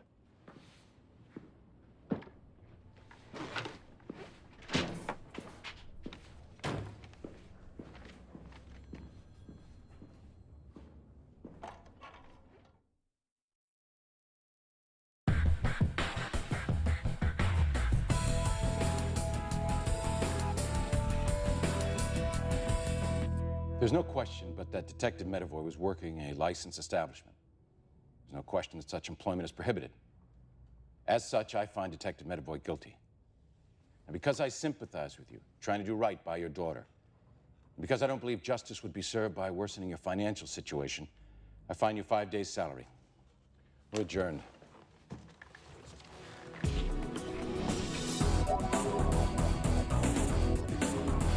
Tennyson, when's the last time you saw Michael? I don't know. A week ago, something like that. Do you know where he is? No. Well, you sent an email from your account this morning. He's probably getting yelled at for using his too much. They're always scheming something, these guys. You know he hasn't been in school. Figured he was sick. You didn't call him, let him know what the assignments were? The teachers all have websites for that. Has he not been sick? He's been missing. Not that I wouldn't be going crazy if it were Tennyson, but it has happened that boys disappear for a while. You folks should know this isn't just a missing kid that we asked you in here for. This is a homicide investigation. Michael's father's been murdered. Oh my God. Tennyson, if you know where Michael is, you need to tell us now. I don't know where he is. When's the last time you spoke to him? If he knew, he'd say he knows. I'm giving him another opportunity to think about whether or not he does know. Are you thinking that Michael might have killed his father? We just want to talk to him. I understand you want to protect your friend. I'm sure he told you not to say anything about where he is to anybody, no matter what. The problem is that now that there's been a homicide, you can't protect him anymore. We have police officers all over the city looking for him. We will find him. And when we do, if it turns out that you knew where he was and you're not telling us, you could find yourself in a lot of trouble. Do you know Tennyson? He stayed in the Port Authority bus station for like 2 nights. Then he called me, said he was too scared to stay there anymore. Jason stays in Maya's room most of the time and said Michael could stay in his room. I want it understood. No one knew anything about a homicide. Jason is who? Tennyson's brother. He's in school at NYU. We need your assurance that no one's going to call Michael to let him know we're coming. Nobody is calling anybody.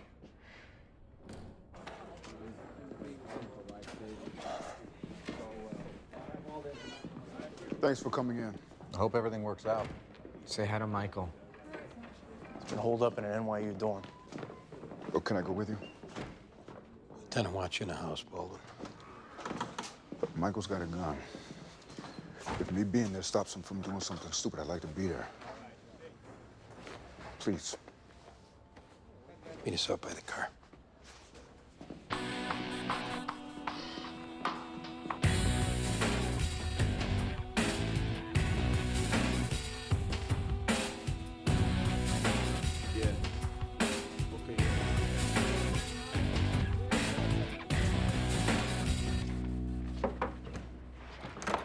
Hey, Michael. What's going on? Let me have the bag. Why? Give him the bag, Michael. You have me scared to death. Sorry. This it? Yeah. We're gonna need to talk, Michael. How come? Hey, you don't ask the questions. These detectives are gonna ask the questions. You got it? Yeah. And if it turns out you lie about anything at all, I'm not gonna lie. let's go. Come on.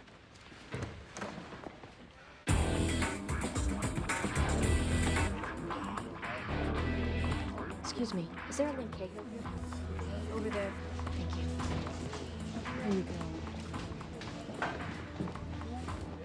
Lynn Cahill? Uh-huh. We're detectives. Can we talk to you for a second? Yeah, yes. Yeah, no. Do you drive the church's brown van? Uh-huh. Did you drive it this morning? No. Who did? No one did. Do you take it home with you at night? No. Who besides yourself drives it? As a rule, no one. And you keep the keys to it where? In my bag. Has anyone ever taken the keys? No. Miss Cahill, that van was used by someone who sexually molested an 11-year-old boy. How do you know that? The boy wrote down the license plate. We don't ask people's backgrounds here. We don't even ask their names. They line up, they get their food, they eat, and they leave. Well, maybe you could call us if you think of anything out of the ordinary. Where's the van now?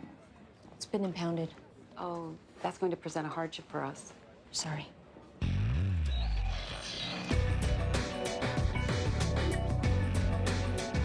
Why did you take the gun, Michael? I'm not much of a fighter. I figured I might need something so people would leave me alone. Where were you this morning? In Tennyson's brother's dorm room. Anyone see you there?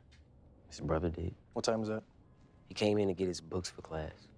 I think it was about 8. And how long had you been in the room? I slept in the room. What time did you go to sleep? Like 9 o'clock. It's kind of early.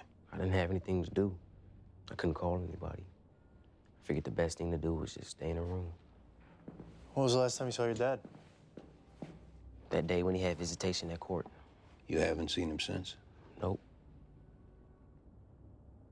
Michael, he was found dead in his apartment this morning. I'm not sorry he's dead. Nobody expects you to be. You're a kid, Michael. If you had to shoot him because you were afraid of him, people will understand. I didn't. We're gonna test the gun. If it was used to kill him, we're gonna know. Best thing he ever did for me was get himself killed.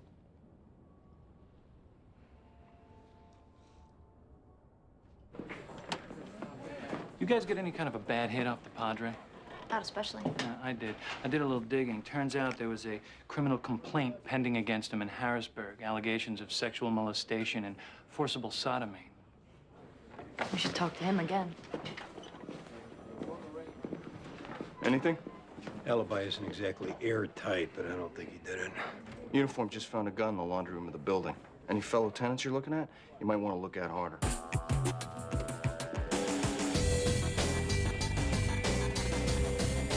Sorry to interrupt the seminar, Mr. Barker, but we did need to talk to you. Well, that's okay. These seminars are about a half hour's worth of material and 6 hours worth of donuts. What time did you leave to go to work this morning? Same as usual, 7 a.m. You go by yourself? Right. Do you know Craig Woodruff? Just from seeing him in the building. You never had any dealings with him? No problems, no disagreements? No, sir. You know he was murdered? My wife called and told me. Yeah. Do you own a gun, Mr. Barker? No. You ought to know that a gun was found in the building. It wasn't mine. That gun is going to be put through ballistic tests and dusted for fingerprints. If it turns out to be the murder weapon, and it comes back to you or your wife, the fact that you're lying to us isn't going to work in your favor. Whoa, whoa, whoa. What reason would I have to be lying to you? Do you know if your wife was acquainted with Mr. Woodruff? Only to say hi to him in the hallway. Is it possible there was more to it and you didn't know about it? Are you suggesting my wife was unfaithful? We're asking, was there any reason for you to believe that she was? The answer's no. Is it possible that Craig forced himself on her and she used the gun to defend herself? No. Well, we don't have any problem believing the first part because we know what kind of guy he was. Well, then if you know what kind of guy he was, then why are you working so hard to try and find out who killed him? You know the answer to that. There are inconsistencies in your wife's story, Mr. Barker. Like what kind of inconsistencies? No, we're not going to go over them with you. Just believe us when we tell you she's a suspect. My wife would never kill anyone. Well, we're going to put her in the laundry room between the time of the killing and when that gun was discovered. We're also going to put her in Woodruff's apartment. Well, you're just grasping at straws. No, sir. Now listen to me. The DA is preparing to go to the grand jury. Your wife is going to be indicted for murder. What you need to be thinking about is how you can help her.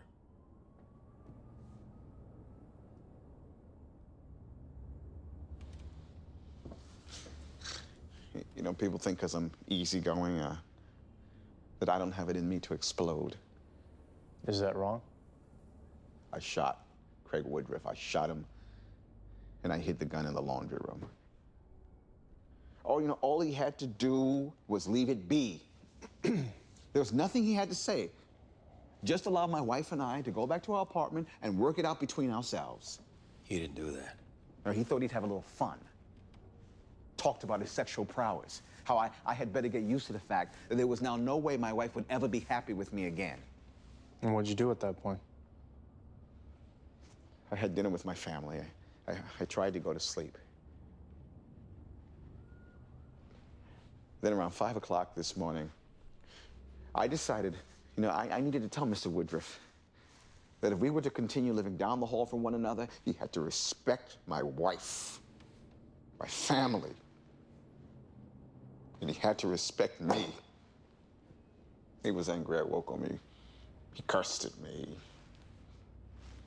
And he laughed at me. And he slapped me in the face. And you shot him.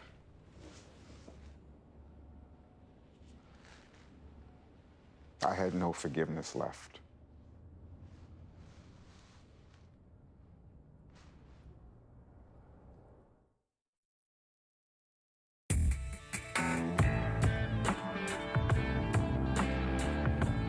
We appreciate you coming in with us, Father. There's a few questions we still need to ask. Sure. Were you at the church this morning, say between the hours of 7 and 9?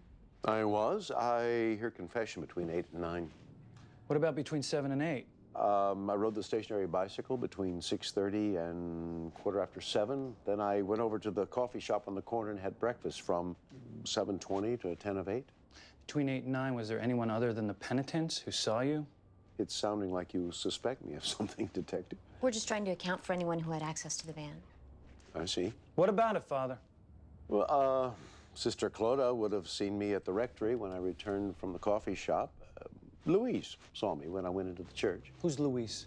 He sweeps the church every morning. We'll need contact information.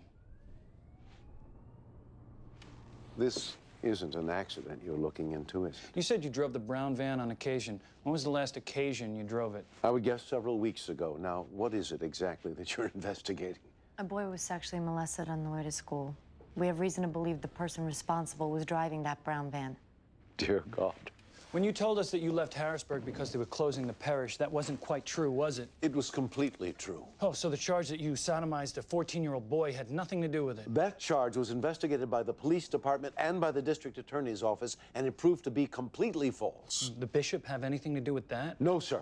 That boy was found to be mentally unstable. I bet. Father, is there anyone you can think of who might have been in a position to take the van without permission? No, I'm sorry. I can't think of anyone who would have done that. You might have done it, Father. I might have, but I didn't. You don't need anybody's permission to take it. You want to take it, you take it. No one's going to tell you no. And what's more, they're going to close ranks around you when you ask them to. Detective. No questions asked. Can we maybe step outside a second? You have it fixed in your head I've done something wrong. I don't know there's anything I can do to change that. Detective. You're damn right.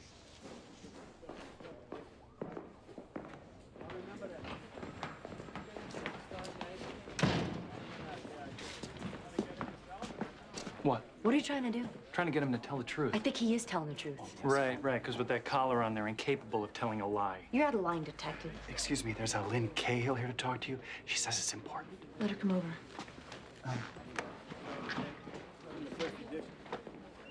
You have Father McIntyre in there? Yes, we do. Is he a suspect in this? We can't really get into that. I hope he's not a suspect. Why is that? Because he knows the right things to say when someone dies? He's genuinely concerned about the poor? He's got a nice smile on his face when he passes out the wafers? Why don't we hear from her why it is? It's because his chastity isn't challenged by young boys. It's challenged by women. You know this? Yes. There's also someone in the food program you might want to talk to. Who's that? His name's Eric. I asked around. Someone I trust told me he had a set of keys to the van made. When's the next meal? 5 o'clock. You want to tell Father McIntyre he can go, or should we?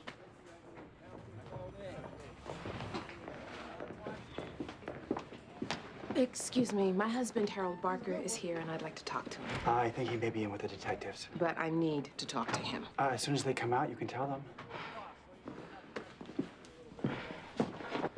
How'd it go? Good.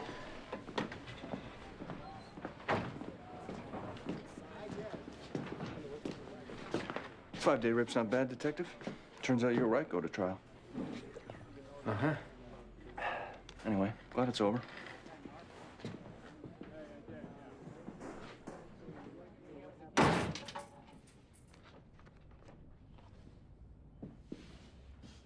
This was an exercise for you. No, Detective.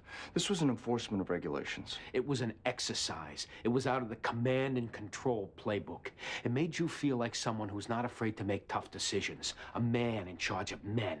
You might want to take a deep breath right about now. Oh, I've done all the deep breathing I need to do. I've laid awake at night for a week. I haven't been able to eat. I walked into that trial room today, and my hands were sweating, and my mouth was dry, and you put me through that for nothing. You could have told me to stop working in the bar, and I would have quit that very minute. Instead, you tortured me. Not because you had to, because you could. I understand you've been through an ordeal, Detective, and I can see that it's put a great strain on you emotionally. I think you should take the rest of the day. Hopefully tonight you'll sleep, and tomorrow you'll come in fit for duty.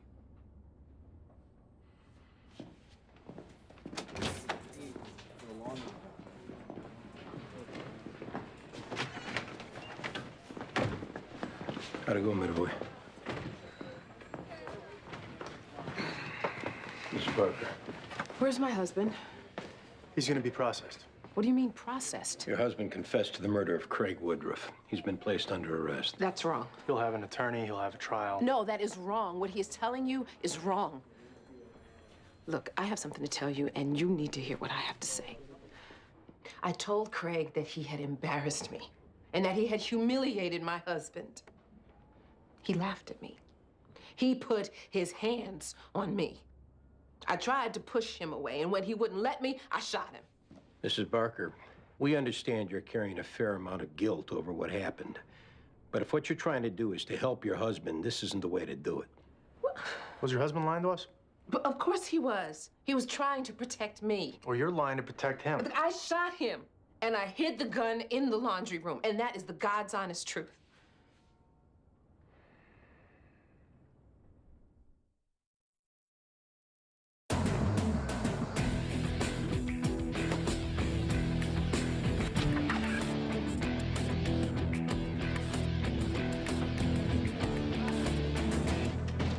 That's him in the plaid shirt.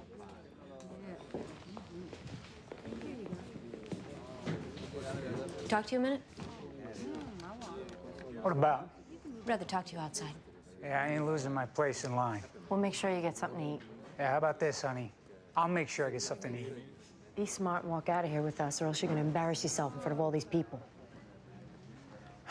Mother Teresa, and she sticks a knife in when you ain't even looking. Figured me for them, Lynn? Now, that wasn't very smart.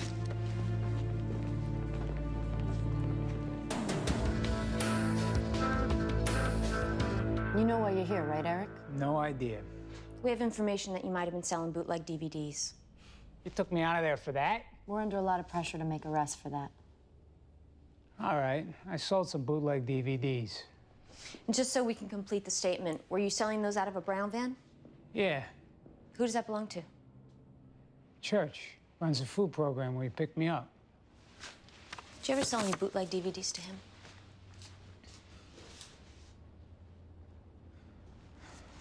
No. There's no turning back now, Eric. You admitted to the DVDs, you admitted to the van, and this kid's gonna pick you out of a lineup 1, 2, 3.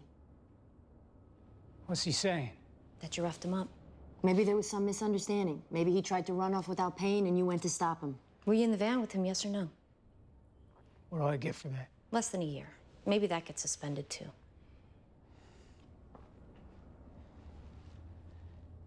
Yeah, I was in a van with him. What about this kid? The one you murdered? I take back everything I said. Doesn't work that way. I lied about everything. Listen carefully, Eric. This is the best possible approach you can take right now. You have a sickness of the mind. This sickness causes you to have an insatiable desire for sexual contact with young boys. Would you disagree with that, Eric? I'm done talking. Sometimes you've had to force young boys to provide you with that sexual contact, which was the case with these two young boys. Say if that's the case. I want a lawyer. This boy got away from you. This boy did not. I said I want a lawyer. When you were finished having sexual contact with this boy, whether out of shame or sickness, you choked him until he was dead. I think you have to stop talking to me now.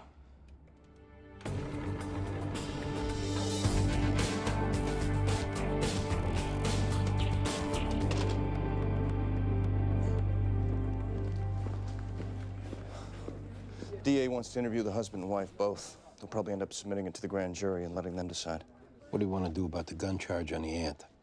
What gun charge? It's in the 5s. The aunt had possession of an illegal gun. You might want to redo that 5. I think it inadvertently got thrown away. All the people this guy came into contact with got hurt. It's enough now.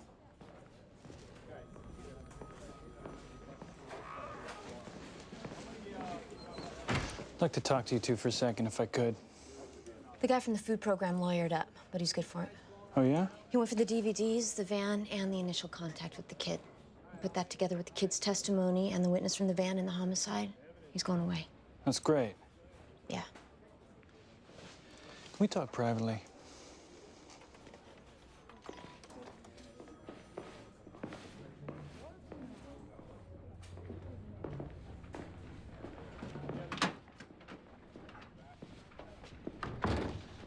Sorry about before. This case sent me back to when I was younger. I was an altar boy. You got molested? Oh, yeah. The whole tour, trip upstate, cabin in the woods, honor and privilege of being chosen. You get caught? Cirrhosis got him first. Anyway, I appreciate you guys being professional. I wish I could have been more so. You were fine. Can I buy you two dinner? Sure.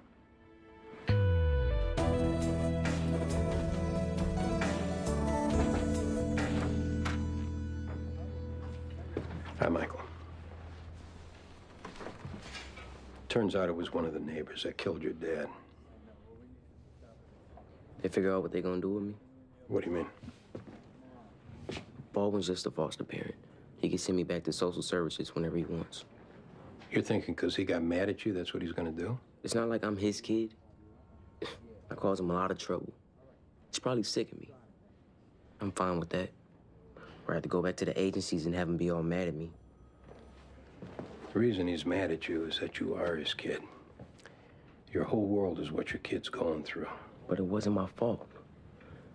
Maybe he was stupid to take the gun, but all the rest of it... I know that.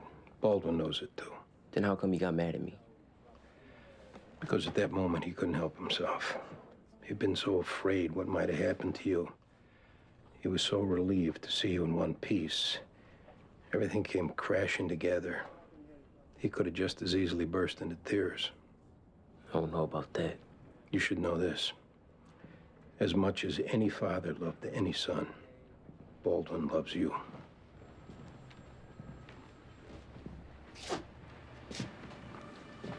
You ready? Take care, Michael.